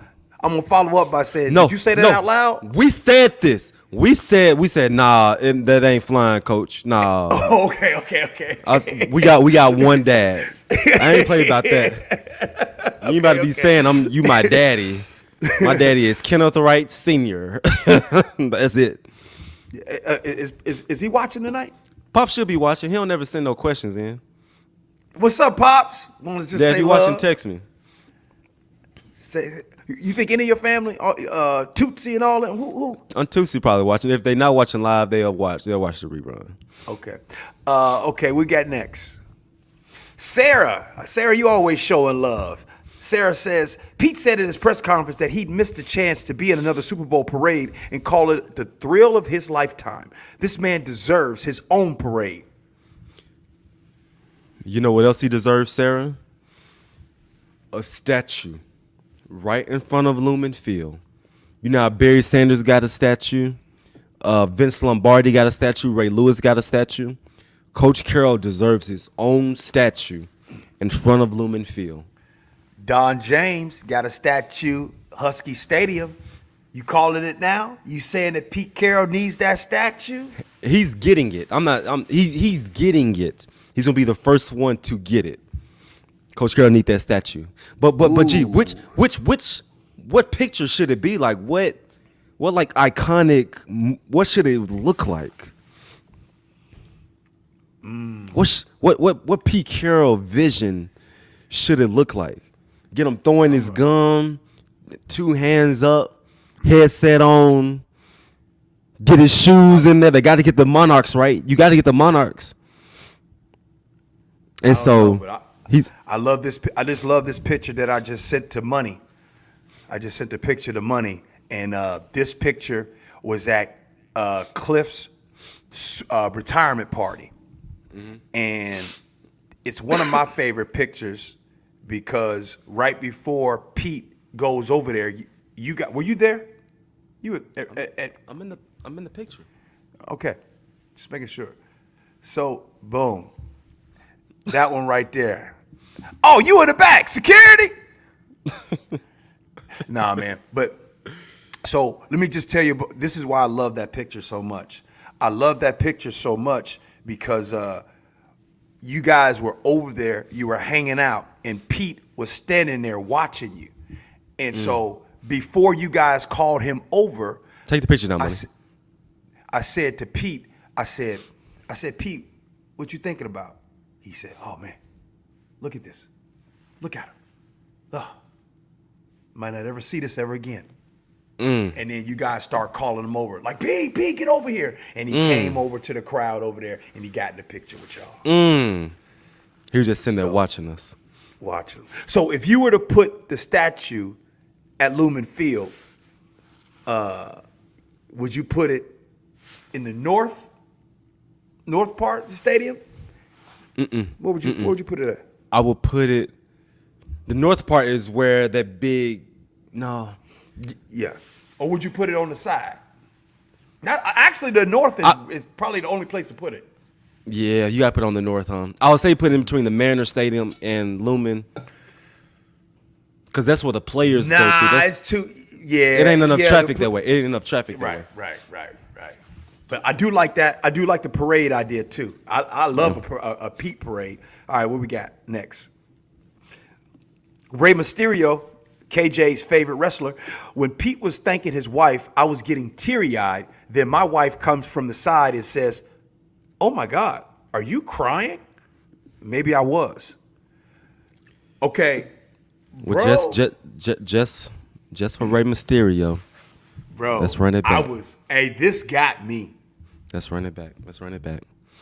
I've been blessed with like the rarest of best friends and mentor,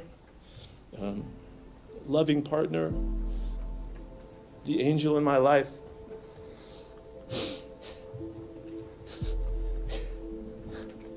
This is worth crying for. Glenda, nobody would ever understand how significant. She's been through all of the stuff that we've been through, and how important she is. As she's just been the angel in my life, and I owe you everything.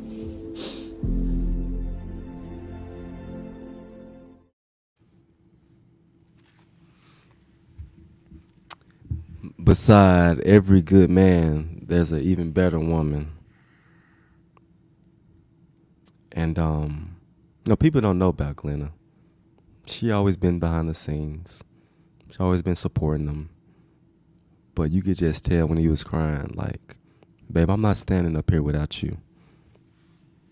I'm not standing up here without you. You raised our kids.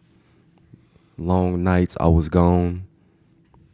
You supported me at SC, New York, New England. For a man to get up there and thank his wife like that further shows you why he's so special. Further shows you why he's that special. Man. Yeah, man. Ooh. Zachary Stewart says, Pete's book and his philosophy changed the whole way I teach music. My students are better because of Coach Carroll. His work spreads way beyond ball. Man, Zachary, that's real, bruh. Damn. No doubt. I want to wish a happy anniversary to Daddy Dennis. Daddy Dennis be checking out the show all the time. He one of the family members out there, the KJ All Day family.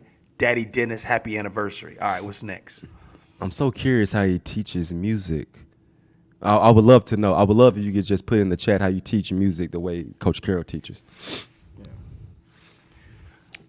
Alex Santos says, KJ and G, is there a favorite story you have when you first met Pete Carroll? Well, Alex, I hope we paid those stories off. We told some of those earlier. So yeah, it was Alex. To recap, it was when he first called me. It was when he first called me at draft day, and I had to whisper, "Coach, thank you so much." And he's, "Hey, what's up, man? Hey, are you not pumped up? Like we just took you, pick number 99. What's going on?" I was like, "Coach, I'm at graduation right now. Thank you, Coach." He's like, "Hey guys, he's at graduation. Let's come." That was my first interaction when I got to this organization. Was Coach Carroll giving me, trying to get me pumped up when I was signing to the squad. And Alex, I got beat at a game of pig. Not one game, but 2 games.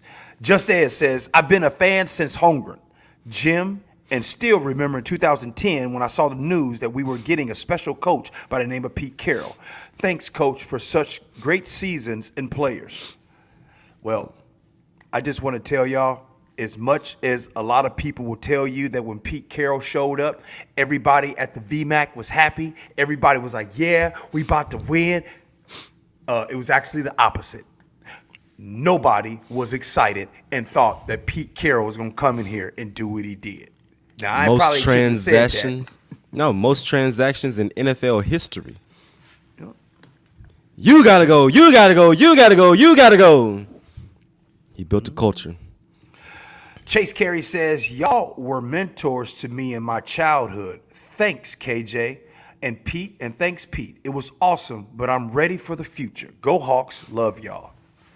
Appreciate you, Chase. Are you comfortable? I don't know what just happened. Are you comfortable if I say, I was thinking about something on the treadmill earlier. You ever realize, you don't have to answer this, but I'm going to tell you from a fan's perspective, because you got to understand that if a child was 6 years old when Pete got here, that same child is 20 years old today. Right. If a child was 10 years old when Pete first got here, that child is now 24.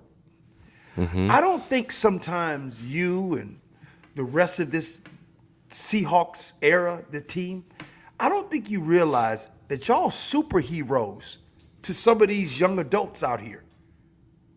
For real. Like no, for real. I realize it. Superheroes. I realize it. I realize it. This guy sent me, I was at Muckleshoot Casino doing a watch party. A guy showed me a picture from 10 years ago. Buddy was like yay tall. Like, man, this was you and I 10 years ago, bro. And now he's 24. He's 24. Man was a kid. A kid. And he said, bro, it's so nice to see you again. I knew you 10 years ago, and here he was. So I know we're legendary, did some cool stuff. When I was 9 years old, 9 years old, KJ.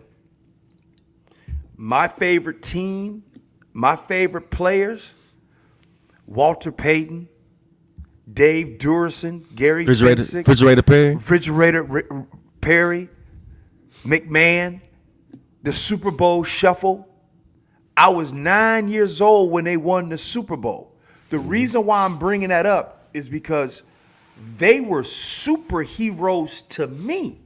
Yeah. Superheroes. And also, I was 9. The Bears has only made one Super Bowl appearance since, and they lost to the Colts. Rex Grossman, Brian Urlacher. So I'm bringing that story up to try to say, hey, man. What we captured, what we was able to capture. Not too many people can call themselves champions. Not too many people can call themselves champions. And we did that as a city, though. That parade we had, G, the city, like, we did this. We brought a championship to this town. Fans, coaches, players, everybody was included in that. Everybody was included in that. Was that parade hype for you? What? Money Mike, pull up a picture of me at the parade. Pull up me at the Super Bowl parade. Uh-oh. We'll go to the next question while he find that. Okay, here we go. Donovan Hickman says, KJ, you as a linebacker coach, head coach DQ, Sherm, and or Cam, DB coach. Let's bring LOB timers in the building. And to build, it's more than one man. Go get it done, KJ. I can see this. Pete made y'all more than players. Y'all are future coaches. Donovan, No, I'm they going to let... No, they ain't. Donovan, I'm going to let you into a conversation I had with Sherm last week. He brought this idea up. He said, Ken, Sherm called me Ken. He's like, Ken, you remember when we presented in front of the whole defense in 2016, how we gave the game plan to the whole team? We coached the team. He's like, man, we need to do that again. We need to go in there for like OTAs, go in there for training camp for like 2 weeks and just give the blueprint. Just teach the guys how to run the defense. I said, bro, I would love that. I would love that. So, Donovan, you speak in our lingo. Sherm said, I kid you not too long ago. And so just to come in there, you know, for a little bit, teach them how we see it from a player's mindset, I think it'll go a long way with them. You on to something, Donovan? Hey, real quick, somebody, Derry, just said that I didn't mention Wilbur Marshall. Look, I can go through the entire Bears team. I just wanted to stop. But Wilbur Marshall was a dog. All right, here we go. Next question. Ocean Hills Detailing. What's up, man? My all-day classic blue sweater came in. Mega fresh. Thanks. Today was a gut punch. I can't even think of a new head coach. You trust John Schneider? Yes. 100%. Yeah, absolutely. 100%. Yeah, John knows what he's doing. All right. Oh, so and I'm KJ, glad you got the sweater. I'm glad you got the sweater. Thank you. Hey, KJ, we had 60.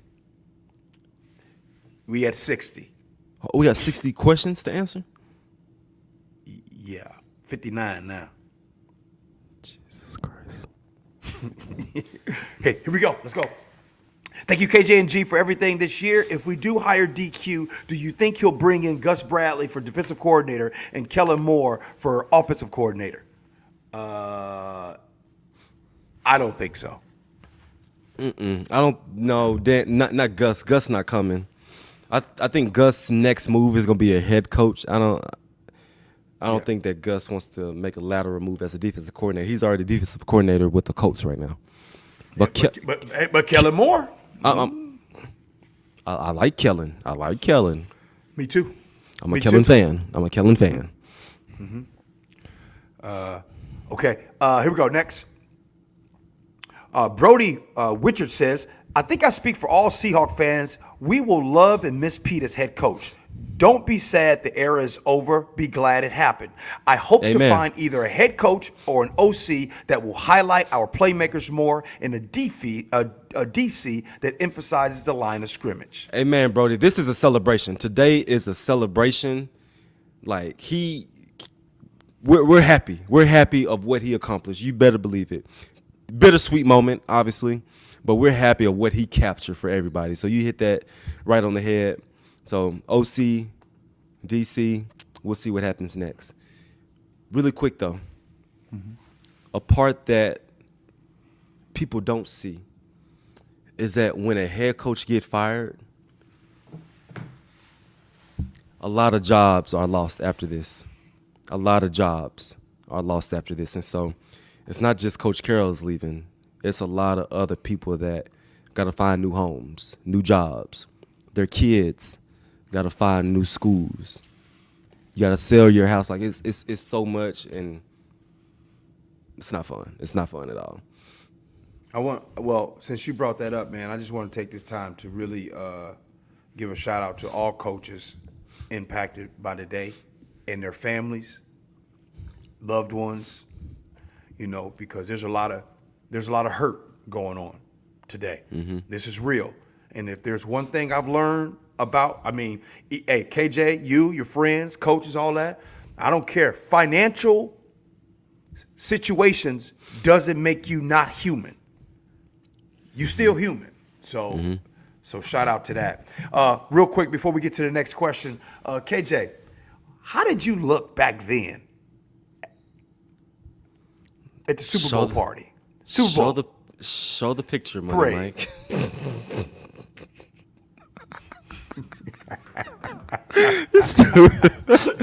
Hey, so this is back when Old Bay was. You remember Old Bay, the clothing brand? Yeah. That's an Old Bay hoodie. I don't know why I got that demonic hoodie on, and them weak ass gloves that didn't keep my hands warm. What kind of coat is that, KJ? I mean, good Lord. It's a leather jacket. It's a leather jacket. And you got a hat, you got a sweater jacket on. Oh,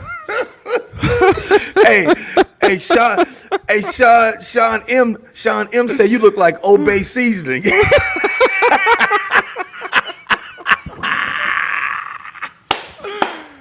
Oh shoot! Hey man. Hey, you know where I got that from? South Center Mall. That was my spot. I went to the South Center Mall, right to the second floor. Let me go to Old Bay, see what they got. Okay. Ooh, boy. It was say Old Bay seasoning. Okay, what's that? All right, let's roll through. Let's roll. Okay. All right. Fast 7 says, don't think anyone hates Pete. I feel the problem with Pete is that he can't adapt to the new generation. McVay and Kyle are younger, and they know how to deal with this new generation. What are your thoughts? It's a new generation. I said it's a new wave of men coming up. They go home, play Call of Duty. They scrolling mindlessly on TikTok. I swear to God, this is the answer. Next question. Angel says, is Dan Quinn a no BS coach who could put a stop to the antics on the Seahawks? He know how to keep it real. He authentic. Knows how to hold guys accountable. He's going to bring in a coaching staff that's going to do just the same thing. No BS. No BS. You didn't shop. Get your mind right Saturday night. Hey, by the way, that's going to be my new thing. Babe, Get your mind right Saturday night.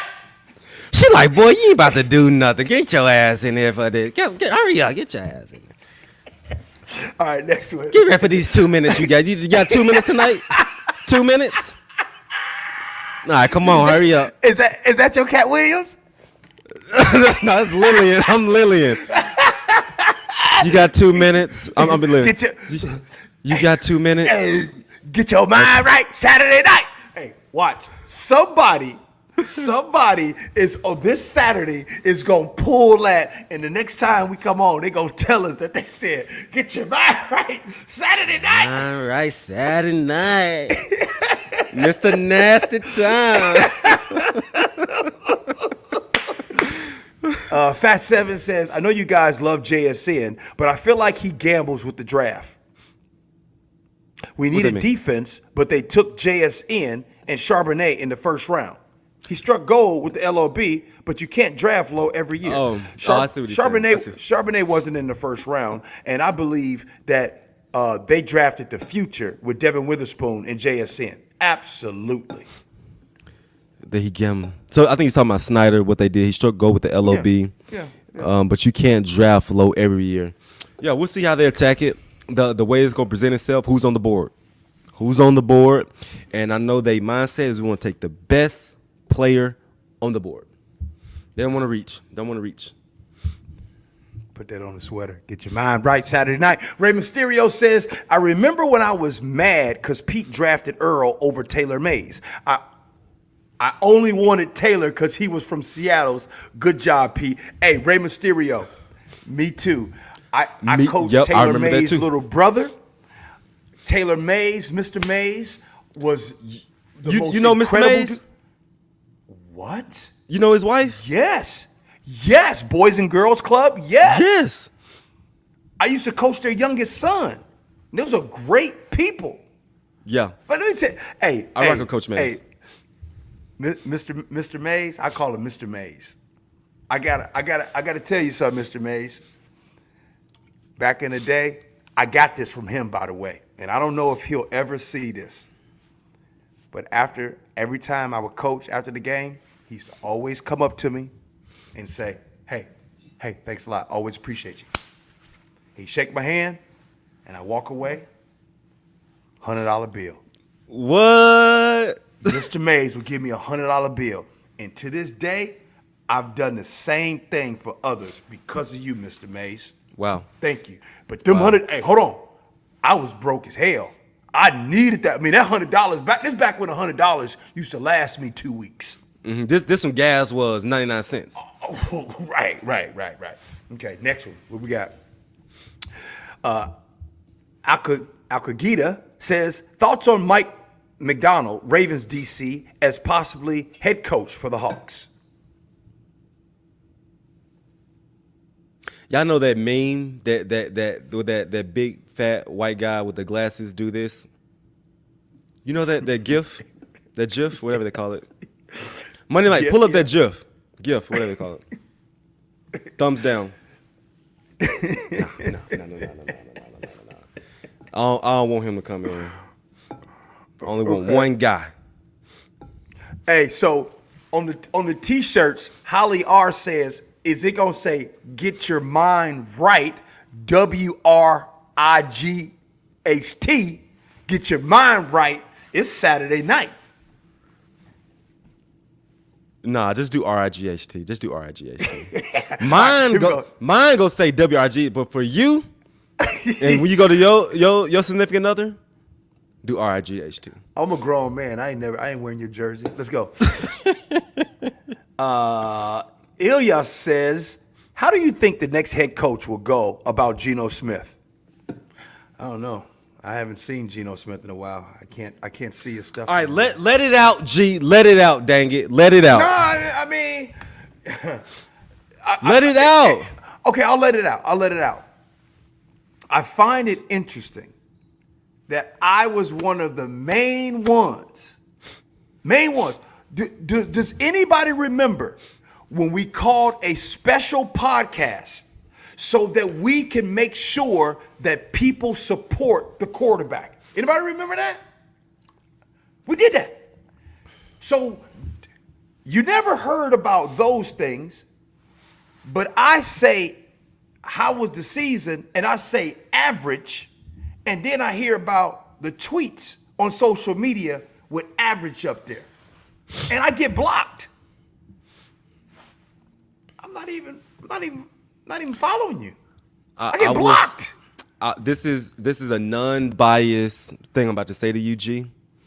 Yeah. You were rocking with Geno all year long.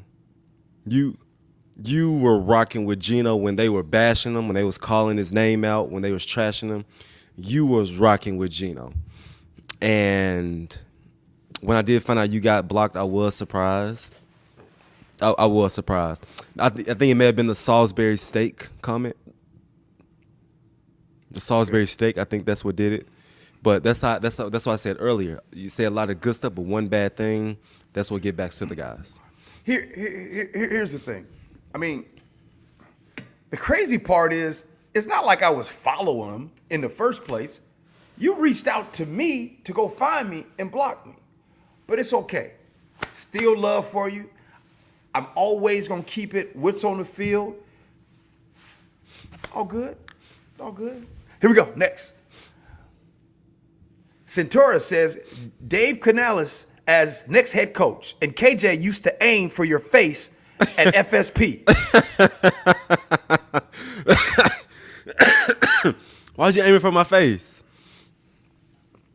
And what were you doing to aim for my face? Probably like throwing the medicine ball up. But Dave Canales, this is his first year as the Tampa Bay Buccaneers offensive coordinator.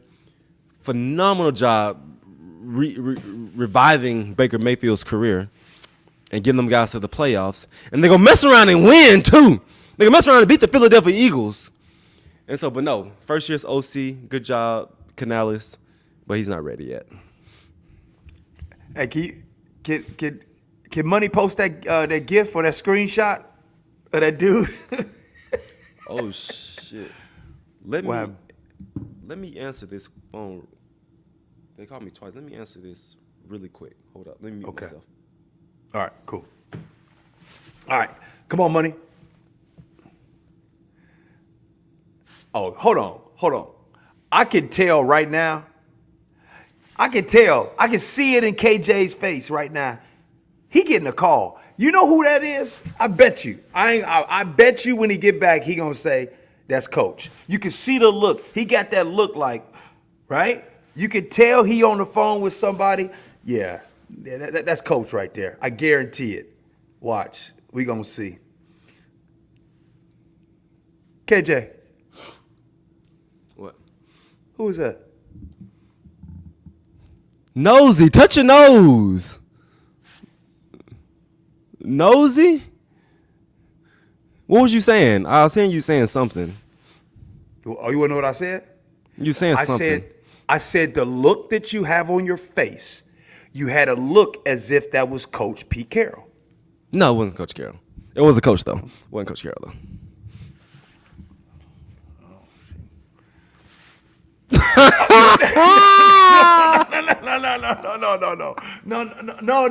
No, because people gonna think that you meant after the coach. Before the phone call came in, I asked for that gift. Cause somebody gonna roll it and be like, KJ got off the phone and it was this right here. And by the way, I'm a grown man and you just made me touch my nose in front of the people. Sorry. Hey, bro, it's a lot. It's a lot happening right now. Hold up, bro. I'm like Adam Schefter right now. Oh, man. Well, look, let me answer some questions while you figure that out. Brian Browning says, no Cat Williams tonight with Jody and Pete? Gonna miss him. Good stuff. Next one. EP says, G, good to see you, man. Pete, a legend. I just hope whoever comes in keeps the old heads, KJ, LOL, around the building. Coach Fatui says, what's up, G? Coach Lee Fatui, D-line coach for Eastside Catholic. Love Coach Lee. That's my guy right there. If y'all see Coach Lee out there, tell him I said I love him. Next one. Well, you got that smile on your face. Najee says, Pete has to raise the flag at the first home game of the season. I don't disagree with that. Next one. Taylor, that's the tax lady. What's up, tax lady? I'm so glad I was able to get a photo with Pete last training camp. I'll truly miss him on the sideline fun and that gum. Everything all right, bro?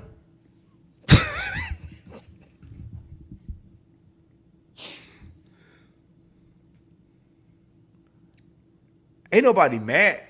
Ain't nobody mad at it. No, ain't nobody mad, but it's like the person that just called me, right? Called me. I'm like, why you calling me? Then somebody just texted me saying something else. I'm not saying shit, so don't ask me. Okay. Next question. Did we say something? But did we say anything wrong? No, it's nothing like that. It's nothing like that. Oh, okay. Doing this podcast is hard, ain't it? It's not. It's people. It's hell yeah. It's hard.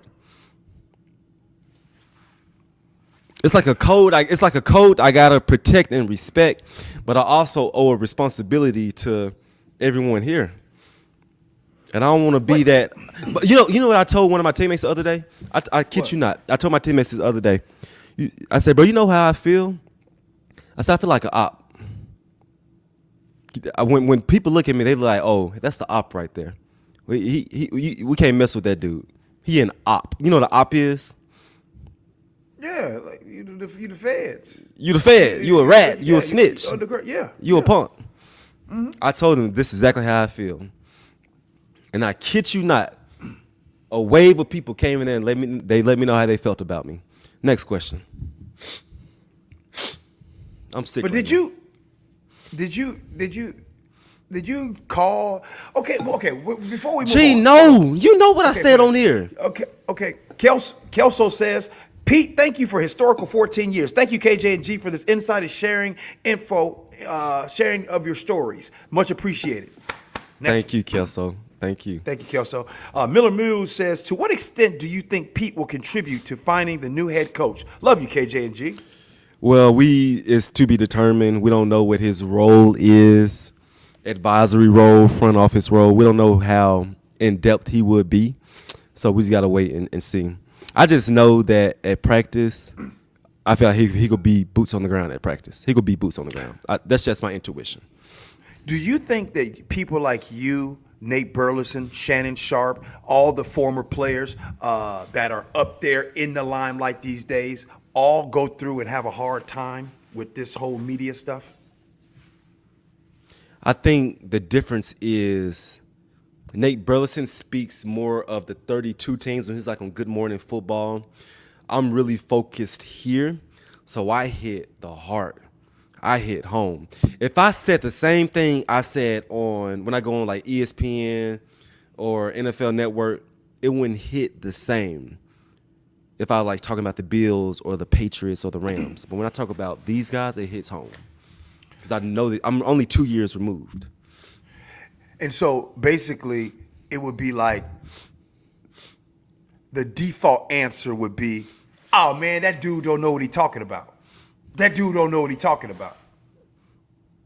Yeah. So it's easier to be able to say that about somebody on a bigger scale. Yeah, if I said that about the Cincinnati Bengals. Right. Oh, he don't know what he's talking about. But okay, gotcha. Right, next one. That quesadilla, KJ, holding dudes to the standard and they mad? Next one. Sean Wally says, why do you think Jody Allen doesn't have a press conference and face the music? Sean, why are you doing that? Why are you doing that, Sean? I'll answer that. I just don't think that I don't know this, but I don't think Jody Allen wants to. That's not her thing. She's not like the other owners in the league that like to be in the videos, dance. You know what I'm saying? And I never saw Paul Allen do that either. No, I never saw Paul Allen do a press conference. Next Vulcan. Question. Zach Stover says, John obviously wants more control, and Pete becomes his biggest fan in true Pete fashion, but he wants to keep coaching. Does he end up coaching NFL or NCAA? Yeah. To say that he's done coaching, I don't see that. He's still, it's his makeup. It's his makeup, it's his DNA. He's not just going to. You think he coaches again? I don't think he goes and puts on that coaching hat, head coach, but I do think that he will mix and mingle with guys. He will just find a way to just get his hands on somebody and to just share what he knows. So, I think he'll float around and just go up to guys and say, hey, let's do this, do that, and then go about his business. That's what I think.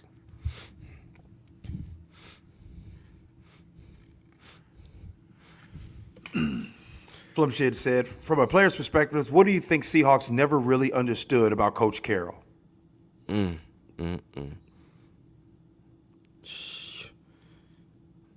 getting. Here's the thing with this group of guys. How do I explain this? I feel like they heard him. I just feel like I was surrounded around greatness, right? I was surrounded with strong personalities, guys that were obsessed, like I said earlier, guys that were obsessed with football. I just look at these guys and I feel like they were just so distracted, like to pull out a cigar when you're going home, when the season is over. Something's not right up here. Something's missing for you to pull out a cigar when the season is over. And so I think that coach was preaching. He was harping. He was saying, you got to buy in. But they just didn't connect with him. That's what went wrong with these guys. That's what went wrong. So it's a new age of men. It's a new age of guys. Next one. Sexy Seahawks says, what do you think about people like Brandon Nelson wearing a bag on their head that said, fire Pete Carroll, talking ish big time about Coach Carroll, and then all of a sudden, oh, thank you, Carroll, while still continuing to talk his ish? I don't know Brandon Nelson. I don't know him either. But so Brandon Nelson had a bag over his head saying fire him, and now he's saying, oh, thank you. Like, hey, that's a lot of people did. A lot of people throughout the season been calling to fire a coach. Next one. Now you're looking like some sad puppies. Flumshit said, as a player, what do you think is a quality in Pete Carroll that you saw and appreciated that may be lost on or underappreciated by Seahawks fans? What you guys saw was game day. You guys saw Mr. Happy, excited, chewing gum, throwing it. Excited guy. That's what you guys saw. What I saw was a man. How do I explain this? What I saw was a man that really took time to get to know us. I saw a man that really took time to show how much he cared about us.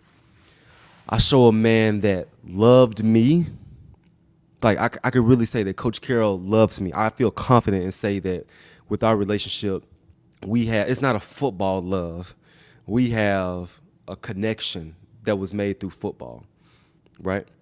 If he needs anything in this world, I'm going to always be there for him. If I need anything in this world, he assures me to call me. When I'm doing my media thing, he said, Cage, call me. Come by. I want to help you get this thing right. I want to help you get your career right. That's the stuff that y'all don't see that he has done for me and many other guys. And so just authentic. I can't say it enough. He's my guy. Go forever be my guy. Right.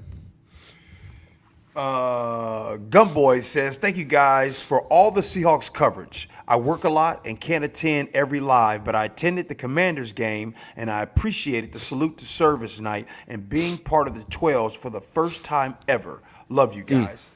Appreciate you too. Appreciate you too, man. Thank you for rocking with us. It was a fun season. We you know how much I laughed on this damn show. You know how much I've been smiling every time I come on this show. This thing was fun. Y'all crazy tail made it fun. Roasting my internet. Calling me out. Calling G out. Like, I really had some fun this football season. We had a good time.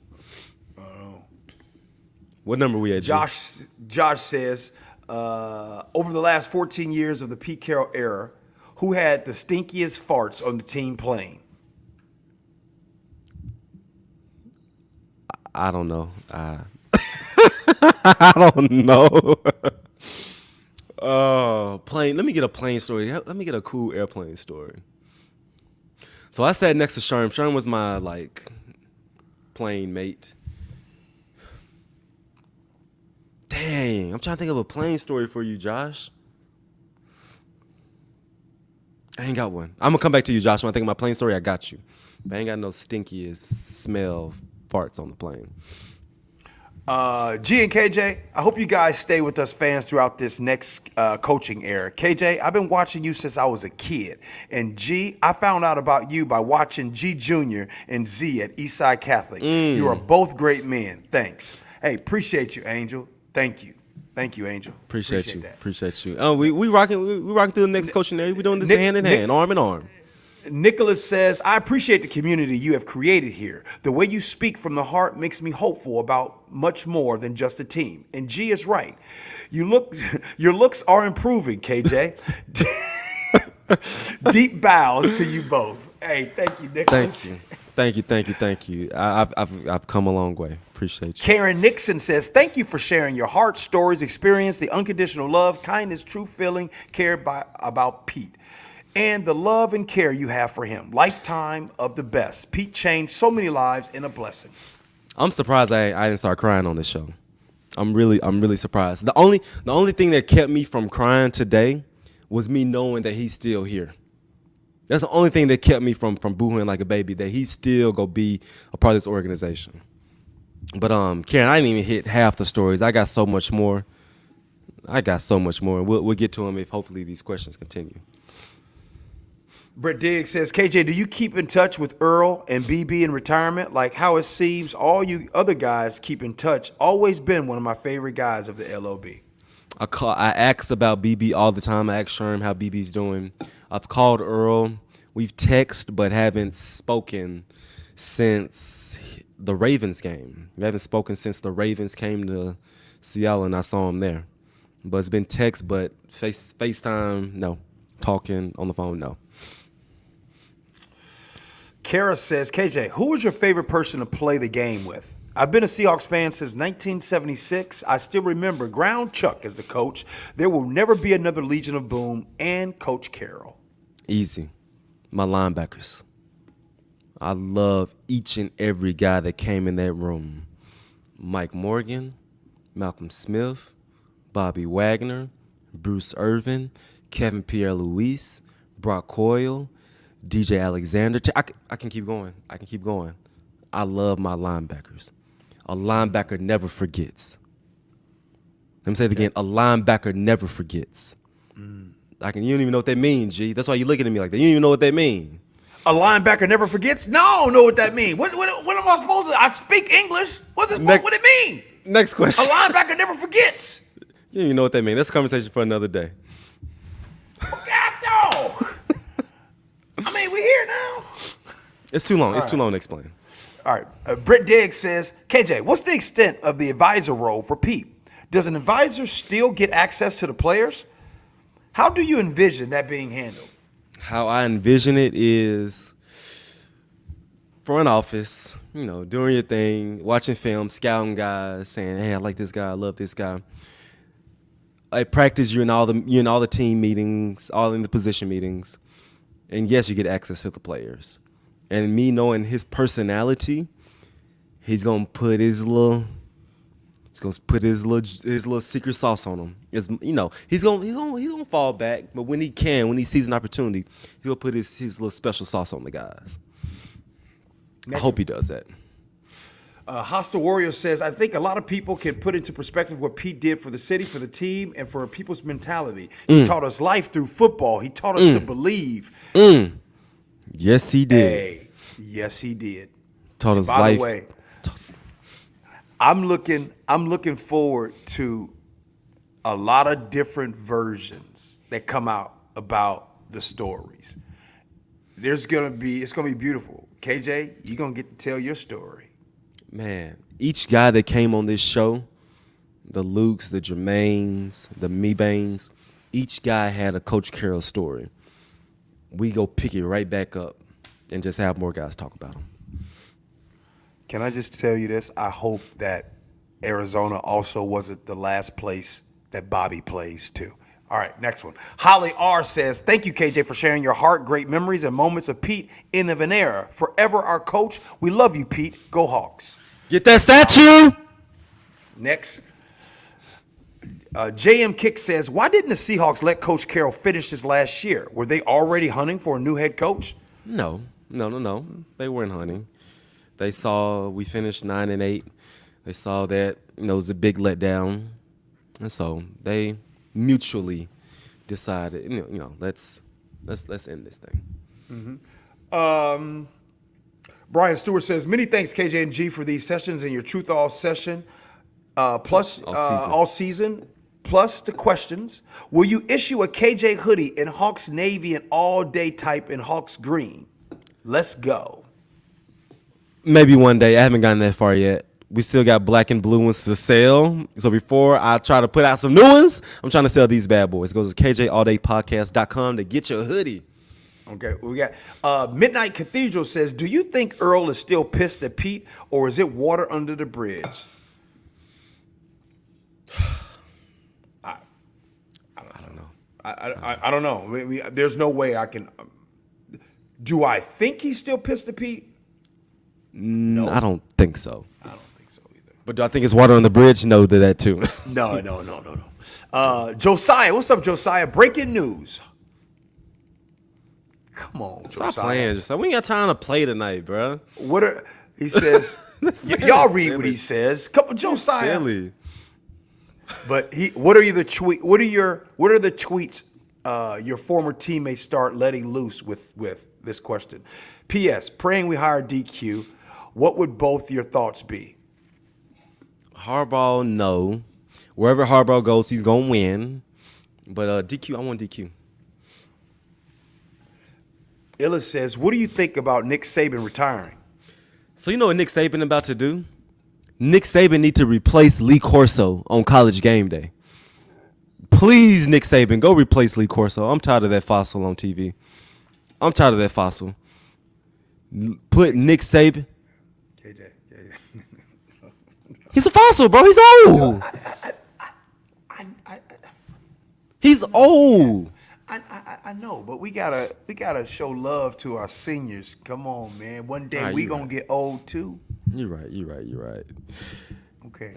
Can I call him? No. Can I call him a grandpa? I can call him a great grandpa. Yes, grandpa. Let's get that great grandpa out of there.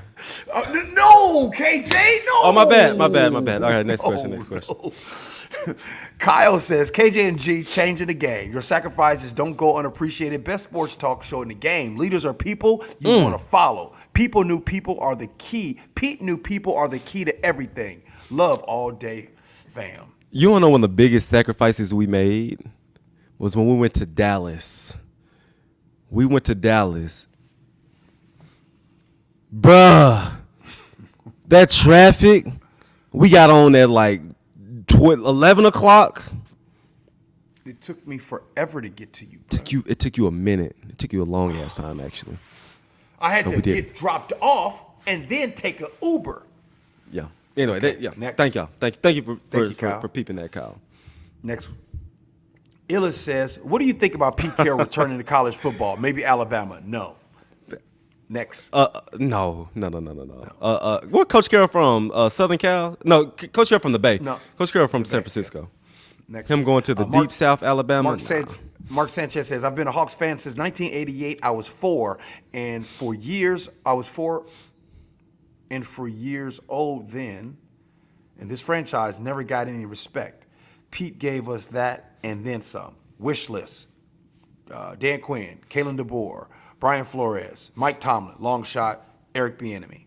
Okay, good stuff. Next one. This the Mark Sanchez? No. Angel says, Mike McDonald, Ravens, top 5 defense in 2022, number 1 in 2023. Okay, I'm going to go ahead and say it. I'm going against what you said. I don't think they go defense this time. I think they go offense. They're not going offense. Steve says, leaving Seattle, moving to L.A. will be easier for myself with no Pete. Oh, you moving to L.A.? Next question. G, where do you buy your shoes? My wife is obsessed with what you wore for the Thanksgiving game. Gotta get some.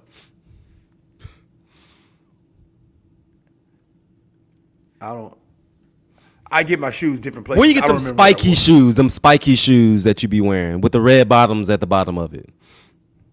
Oh, those is Christian Louboutins. Hey, KJ, so just come you ain't never gave me one compliment on any of my shoes? Not one time. You really want to know why? You really want to know why I don't get compliment your shoes? Because I know you want the compliment. I'm not giving it to you. No, because I know you want. I know you try so hard, and I'm not saying it. So I want to ask people watching right now. Is KJ a hater for not giving me one compliment? I'm not complimenting. Not one time. One friend like, damn, man, I like your shoes. You'll never see me do it. I'll compliment you from the ankles up. But I know you're a shoe guy. I know you're a shoe guy. All right, fair enough. I got a story about my aunt Tina when we went to Africa, because she's a shoe person, and she gave this really heartfelt story about when she went to Africa and saw the kids with no shoes. So I'll say that for another day. Okay. Next one. Fats7 says, only reason I want Harbaugh is if he gets the Hawks a ring, we can rub it into the Niners fans. It would be such a good revenge story for him and us. Why did Harbaugh get fired from the Ravens? What happened there? The Niners. I'm tripping. The Niners. What happened there? Why did he leave the Niners? He was because he always kind of wears out his welcome. He was about to be done at the team up north over there, and then he beat Ohio State. That saved him. That saved him. 2021. Yeah. Then 2022. Then, of course, 2023. So he was about to be out then. He's a winner, man. He's a winner. Next question. Next question. Okay, here we go. But he stepped down with the Niners. Yeah. J7 says, will KJ ever feature on Club Shay Shay? Yeah, I ain't ready for Club Shay Shay. He bring it all out. He bring it all out. He got Marshawn to talk. He got Marshawn to talk. He bring it out of you. One day. Can you give me props? Sean Wiley just said, I sold one pair of shoes at the title shift for $5,000. Did you like those shoes? I love those shoes. I peep you from head to toe, man. I peep you from head to toe. Michael Follett says, biggest offseason in Seahawks history? Yeah. I don't know. I can't say that. But it's a big offseason. When Russ got traded, that was big. When Bobby came back, that was a captivating moment for the city. This captivated this city as well. I think the Russ trade may be number one though. Scott says, come back to the reason why ET threw the finger from KJ's opinion. Ooh. Why, Scott? So, we all know that Earl wanted a new contract. Earl was fighting for a contract. He was holding out. He held all the way until week 1 of the regular season, and he decided to play. And the worst thing that can happen for a player during contract year is to have a season-ending injury. That's what Earl suffered that year. He broke his tibia. He broke his leg. So I think that was to hell with y'all. And I hate, I to this day, I hate that that's the last impression that this fan base had of Earl Thomas. All the good stuff he did, all the great stuff Earl Thomas did, that's the last impression they have of him on a stretcher, sticking up his middle finger to the Seahawks sideline. To this day, that still bothers me. All right, KJ, look, man, we had 2 hours and 19 minutes. You got to get ready to roll. I got to get ready to roll. So how are we going to do this? How many? I can't see how many questions we got. I don't know how you see it, but I can't 34. see it. 34. We good. We good. Okay, you ready? Let's go. Battle these off. Okay, here we go. Bear Trek says, been watching you both all season, but never commented. Had to write this to say thank you both for mourning with us tonight. Family. Appreciate you, man. Thank you. Appreciate you. Ken Johnson says, Lynn Wilkins, Don James, Pete Carroll equals Seattle championship coaching legends. Lenny Wilkins way. He got his own street. They got it. Okay, we need street. Okay, here's Seahawks. Name Pete Carroll way. Where VMAC is. Pete Carroll way. I was thinking where Lumen Field is. Pete Carroll Way. Both of them. Fuck it. Both of them. Both streets.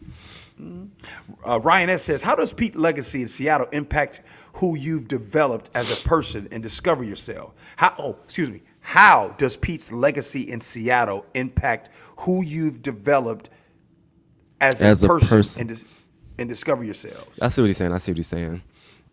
For the past 2 hours and 20 minutes, I've expressed what he put in my spirit, the life lessons that he instilled in me. I'm going to instill in my kids. I'm going to instill in my kids how to compete, how to finish. I'm going to teach my kids, hey, protect this family's name. Hey, protect this family's name. Don't be out there doing no silly stuff. So much stuff that he taught me. Just the way that he looks at the glass half full. So positive. Life could be hell, but he's finding something positive, and he's going to put that in to everyone around him. It's so contagious. It's so contagious what Coach Carroll brings to the table each and every day. I never seen the man have a bad day. I never seen him have a bad day. You just saw him you saw him in his press conference today. Mm-hmm. Like, you just saw him talking trash, talking junk. He still got the juice. Lil Milk says, by the way, ain't no way in the world I'm calling you Lil Milk. Did they be calling you Lil Milk? Would you call somebody Lil Milk? My name Lil Milk. Lil Milk says, been watching you always look at the picture, KJ. Been watching KJ since I was 9 years old. I'm 22 now. I ain't that old, bro. You ain't been watching me since you was 9. Stop lying. I ain't that old. Adam says, surely a few players have gotten teary-eyed today. Have you? What do you think of fans getting teary-eyed? Because it's happened a lot to me today. Ain't nothing wrong with that, Adam. Mm-hmm. Let them tears flow. Mm-hmm. It's a celebration of what he did, but it's also sad that when we turn on the TV week 1 of the preseason, he's not gonna be out there. That's not fun. Hey, Adam, like they say in Frozen, let it go, let it go. Like hair, some people's hairs be let it go, let it go. Gee, if you go sing it like the girl singing in Frozen, then sing it, man. I can't sing. You can. Let it go, let it go. Sing it like Elsa sing it. You don't know how to sing it like Elsa? I'm not doing that. Sing it like Elsa. You don't know how to sing it like Elsa. I ain't doing that today. All right. Mr. Rosie says, I'm going to miss this era of the Hawks. Made me and my dad have amazing memories watching the games together before he passed. Whoa. Yeah. Yeah, that's dope. Yeah, that's that's what football does, man. It brings us together, create memories, and that's what Coach did. Hey, I got some parents mad at me because y'all mad at me for singing Elsa and Let It Go because you know your kids had you watching that nonstop. Somebody said singing like Cat Williams. See. I'm not doing it. It's about Coach Carroll today. It's about Coach Carroll today. At least one. No, I'm not doing that. Nick Fritz says, it's still so insane to me that the player that inspired me as a kid is now available to talk to on his own podcast. Thank you, KJ, for being you. Man, see, that's what I'm talking about. Nick, Y'all appreciate you, dog. superheroes. Nick, good stuff, man. If you are what I keep going. Ty You know, I Rivera says, haven't read one question. Like, you've hogged all the questions, but keep going. because, man, I don't want you squinting. All right, read that question. Ty Rivera. G hit the nail. I got it small right now. G hit the nail on the head. I was 14 when Pete was brought on. LOB and Pete were the Avengers for me. LOB and win forever. We some rock stars, man. We in 2013 was what the Beatles were in the 60s. Is that fair? Is that fair? Y'all, in the comments, is KJ right? I agree. I think that you are. We were the Beatles. Shane says, I remember being 14 sitting in CenturyLink, absolutely freezing during the parade after losing my voice the night we won. Forever grateful. Go Hawks. Money Mike, show that picture one more time. Show that Super Bowl parade one more time. We was all there rocking. Look at that. I see you in there, Shane. Shane, how's my coat? Shane, you like my coat? Because G don't like it. J7 says, do KJ and Sherm watch each other's podcasts? And if so, will there be a joint soon? We can't even get Sherm on the show. I went on his show.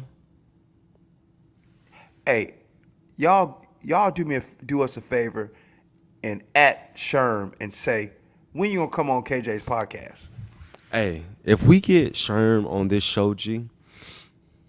No, when we get Sherm on this show, I'm not accepting the first take answers or the undisputed answers. I'm not accepting that. All right, we got 25 to go. All right, let's go. My bad. Let me cut you off. Yeah, you cut me off. It's all good. My bad. Ever says, rumor is that Shane Waldron to the Bears. Who do you think comes in if the rumor is true? I don't know who. Offensive coordinator.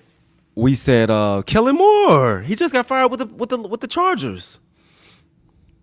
Oh shoot, yeah, makes sense. I'm going Kellen Moore. Here we go. Next, Jarrett Wright says, "Is that Coach G talking with you, KJ? If so, did you coach the Auburn Panthers? Love the end of season banquet and culture." Jarrett Wright, I am the Coach G. That is me. I used to coach the Auburn Panthers. Shout out to the Auburn Panthers down there, man. You know, I used to do a little football coaching. Used to talk some stuff out there. Auburn Panthers, man. Shout out to them, man. Loved hanging out with that organization. Very cool people. Gee, you ever done an up down in your life? Are you trying to say? Are you trying? Yeah, up down. I used to think that was the dumbest thing in the world. No.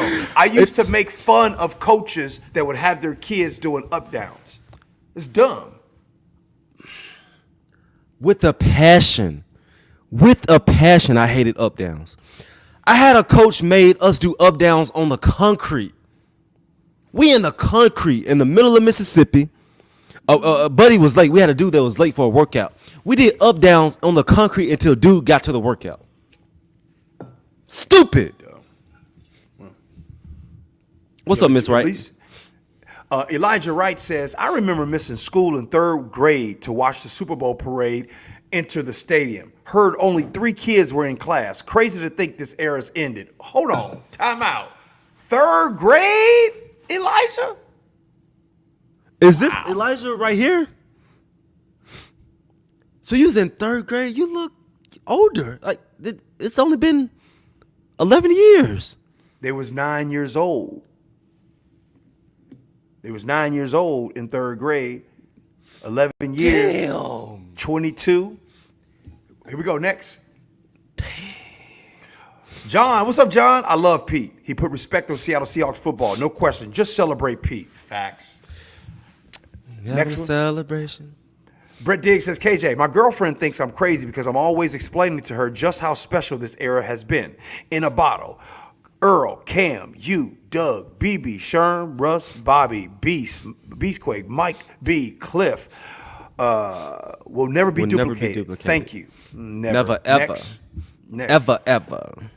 Michael says, fellas, I was at the Super Bowl parade. Many people don't even realize how cold it was that day. It was around 22 degrees, cold as heck. But the atmosphere on that sunny day was and will be like no other. Good stuff. Next You one. know what? Hold up real quick. Go ahead. Real quick. You know where they dropped the ball at with the Super Bowl parade? It was good having the fans be obviously at the parade. But inside the stadium, they should open the floodgates. Open the floodgates. Let's pack this thing out. It was only like 10,000 people.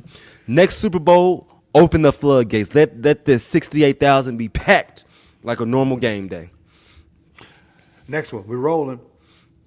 Hey guys, this is just a fantasy question, KJ. If you were to choose any of your former teammates to be the new head coach, who would you choose? Wow. That's a good one. Wow. Really good question. I got one for you. Really good question. Brandon Mebang. Mebang? Why? Tell folks, Mebang was the anchor of that defense.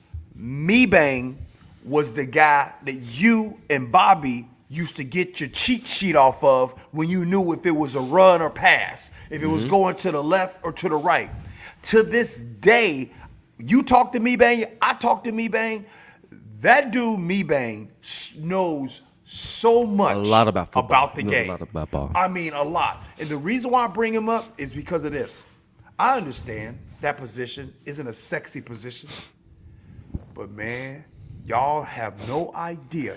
You cannot talk to anybody a part of that defense and his name not be one of the first ones that comes up. Yes, and the guy I'm going to, you go disagree with me wholeheartedly, G. It's Doug. I think Doug will be an outstanding coach. I think he's grown over the years when it comes to his anger. With his anger, I think he's really grown and not just being impulsive and just saying the first thing that comes to his mind. I really, truly, and believe Doug has grown over the years. He would be a phenomenal head coach. I swear to God he will. Could you imagine cigars in the presence of Doug in the locker room? No, you know what? It wouldn't happen. It wouldn't happen. It wouldn't happen. Yep. It wouldn't happen. You're right. Good call. Chris Dunn says today was tough. I thought it could happen, but it just hits different when it actually happens. Respect to both of you. Appreciate you, man. Thank you. Next one. Yeah. Brett Diggs says Jody saw Tariq grabbing his peanuts and them cigars in the locker room and said, "You got to admit the ball." I don't know. I have no idea. Good. Just Ed says, KJ, how are you really feeling about this, man? This was your coach that made your childhood dreams come true. And do you feel like these new kids just gave up on Coach Carroll? Honestly, Ed, how I'm feeling is today is really a celebratory day for me. I'm really looking at this thing like he did an amazing job as a head coach. He did an amazing job as a head coach. And in this business, we all have an expiration date. We all have it. It gets every single person. And so I'm really celebrating this day for what Coach Carroll has done.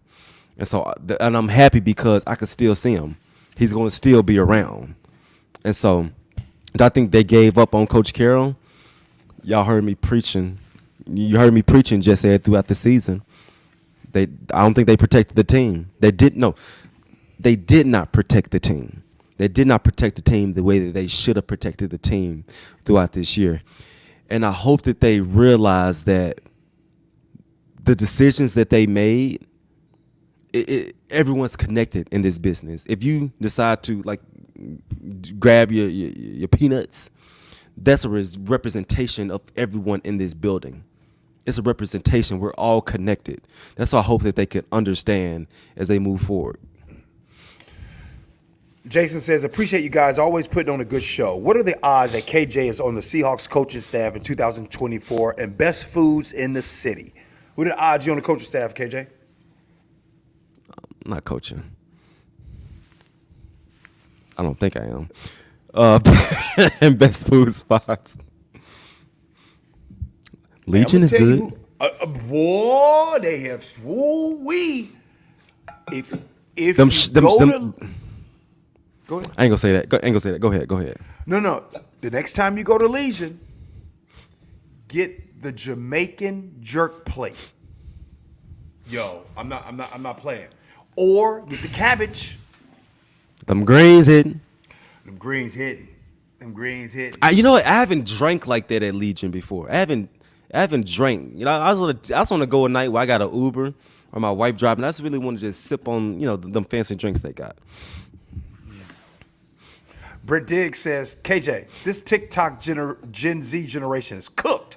Intangibles and virtues tend to erode with each generation. We losing recipes. Man, listen, I'm gonna tell you this. I sometimes I work with like high school. I like speak to high school kids. Just looking at them, like talking to them and communicating with them, it's like, bro, look at me. Like, look at me in my. Let's communicate. Let's talk. Let's like be here. But it's like aliens. It's like zombies. Something's not right. Something's really not right. And when your kids, I fought my wife tooth and nails with social media. We'll save this conversation for another day, but just try to, with this TikTok stuff, just take time when letting your kids get TikTok, because it's detrimental to their dang brains. Next question. Next one. Danny says, does DQ have MF Dog in it? What's his swag?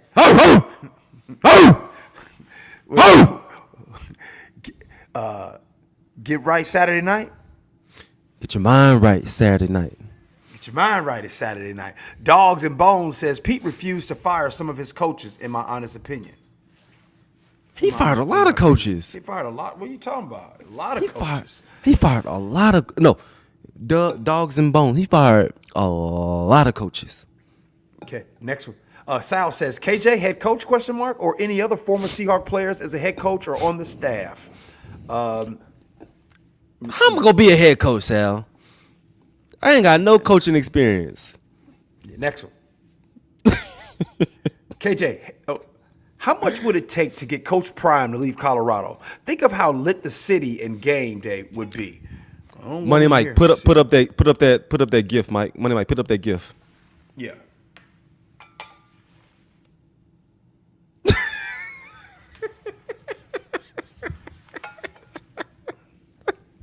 Next one. State Farm Stadium took away LOB. We lost Super Bowl 49 and was the last stadium that Hall of Fame coach Pete Carroll coached at. I hate Arizona. Hey, I'm with you. No doubt. Next one. And we had a tie ball game. It was like a 6-6 ball game there.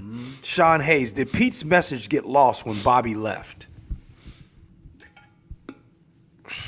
I don't know. I left in 2020. Bobby left in 2021. No, Bobby left the year Two. after that. 2022. He left 22. After that, Yep. I ain't got an answer for you. West Coast, Pete did so much to change the national perception of the Seahawks. This era of football gave me so many memories. Give PC a small stake in ownership. 1.2% equals $60 million, or free Nike Monarchs for life. That was good. Next Hey, give me a stake in the company. Shoot. Rob says, love the show. KJ, you are so underrated. One of my favorite linebackers other than Bobby and Lofa Tatupu. That's love, I see you with Rob. the selfie. Okay, looking good, Rob. Here we go. I see you in there. Next. Who you sending them pictures to? Ramon Deep says, KJ, where were you when you got the news and the feeling? I was on the radio, on Cairo Radio. I was in my bedroom. What was you doing in your bedroom? What was you doing? I don't know. Laying on the bed. That's a lie. You know exactly what you were doing. I don't know. You just said you was in your room. Do you got a big closet? You got a couch next to the bed? I do have a big closet. I do have seats next to my bed. I got this new she got this new comforter, G. Bro, I be sweating at night. She got this. If it's like, it's so thick. Bro, I be sweating at night. I'm like, babe, what kind of comforter you? G. I'm talking sweating. Anyway, I don't know. I just shared that with y'all. But I don't know. Tyrese says, I just want to say thank you to real quick. You sleep with your socks on? No.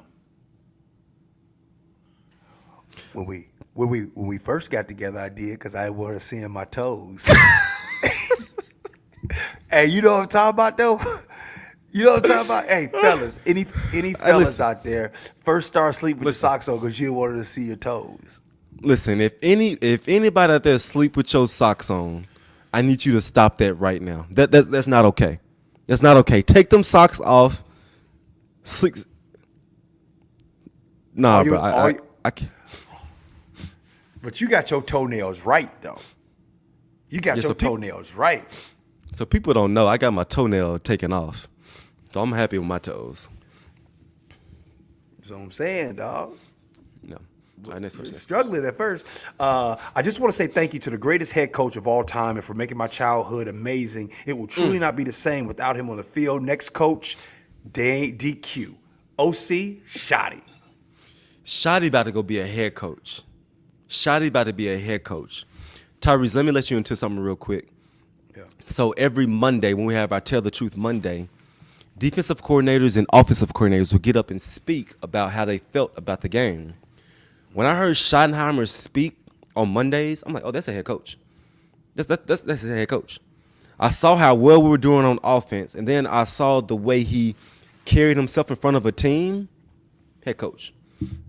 Ain't his dad a head? Ain't his dad? When his dad a coach?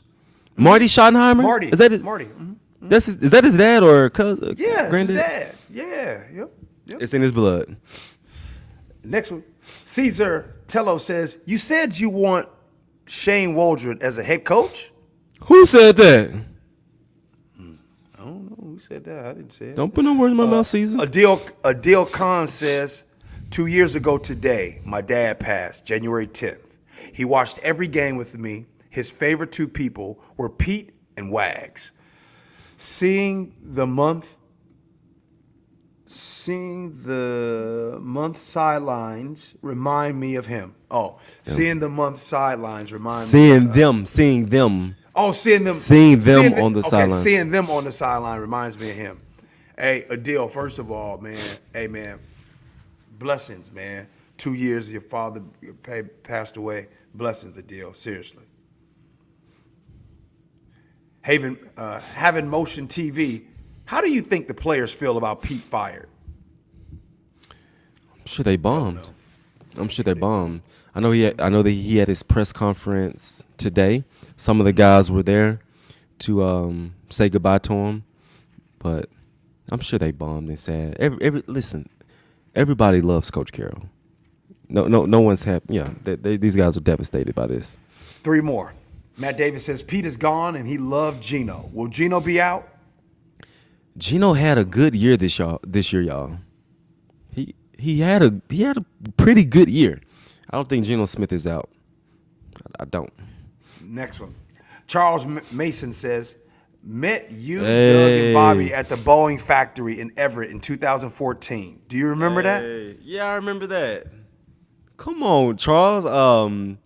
After we won the Super Bowl, we had our glasses on. Everybody got up there, gave a little speech. That thing was flooded with people. I proposed at Boeing, right? I proposed at the Boeing in Everett that G thought was real corny. But yes, I do remember doing that. Just Ed says, G, show your feet on the camera. Ha ha ha. Just kidding. KJ, do you really think DQ will help out the team offensively and defensively? The thing when it comes to hiring a defensive-minded coach is that they have to nail the offensive coordinator. You got to nail it. You got to nail who that guy is. Because he's not going to spend that much time in their meetings. He's not going to spend that much time with the quarterback or the running back. So you got to nail the coordinator. Damn, we done? Yeah, I think we done. Hey, before we leave. First off, thank y'all for rocking with us. But let's get one more locker room. Coach Carroll to just show his spirit. One more locker room, Coach Carroll just show his spirit. One last time. One you haven't shown. We have done everything the way we wanted to get it done. I'm so proud, fellas. I'm so proud that we will be able to stand together right here at this moment. Built on all of the things that we believe in, and you guys never backed off. You kept believing, you kept fighting, you kept clawing and scratching, and look what you freaking did. Put that freaking trophy up again.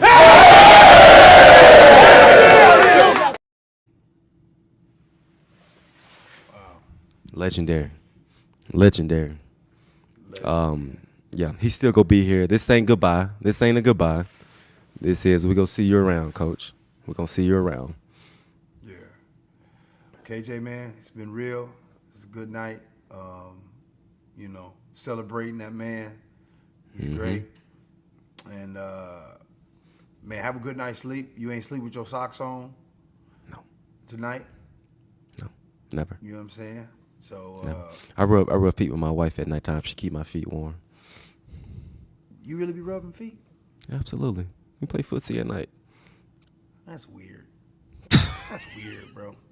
That's real weird. You don't That's really connection. rub feet. That's weird though. You don't never sometimes cut her. How often do you get a pedicure? It's been a minute.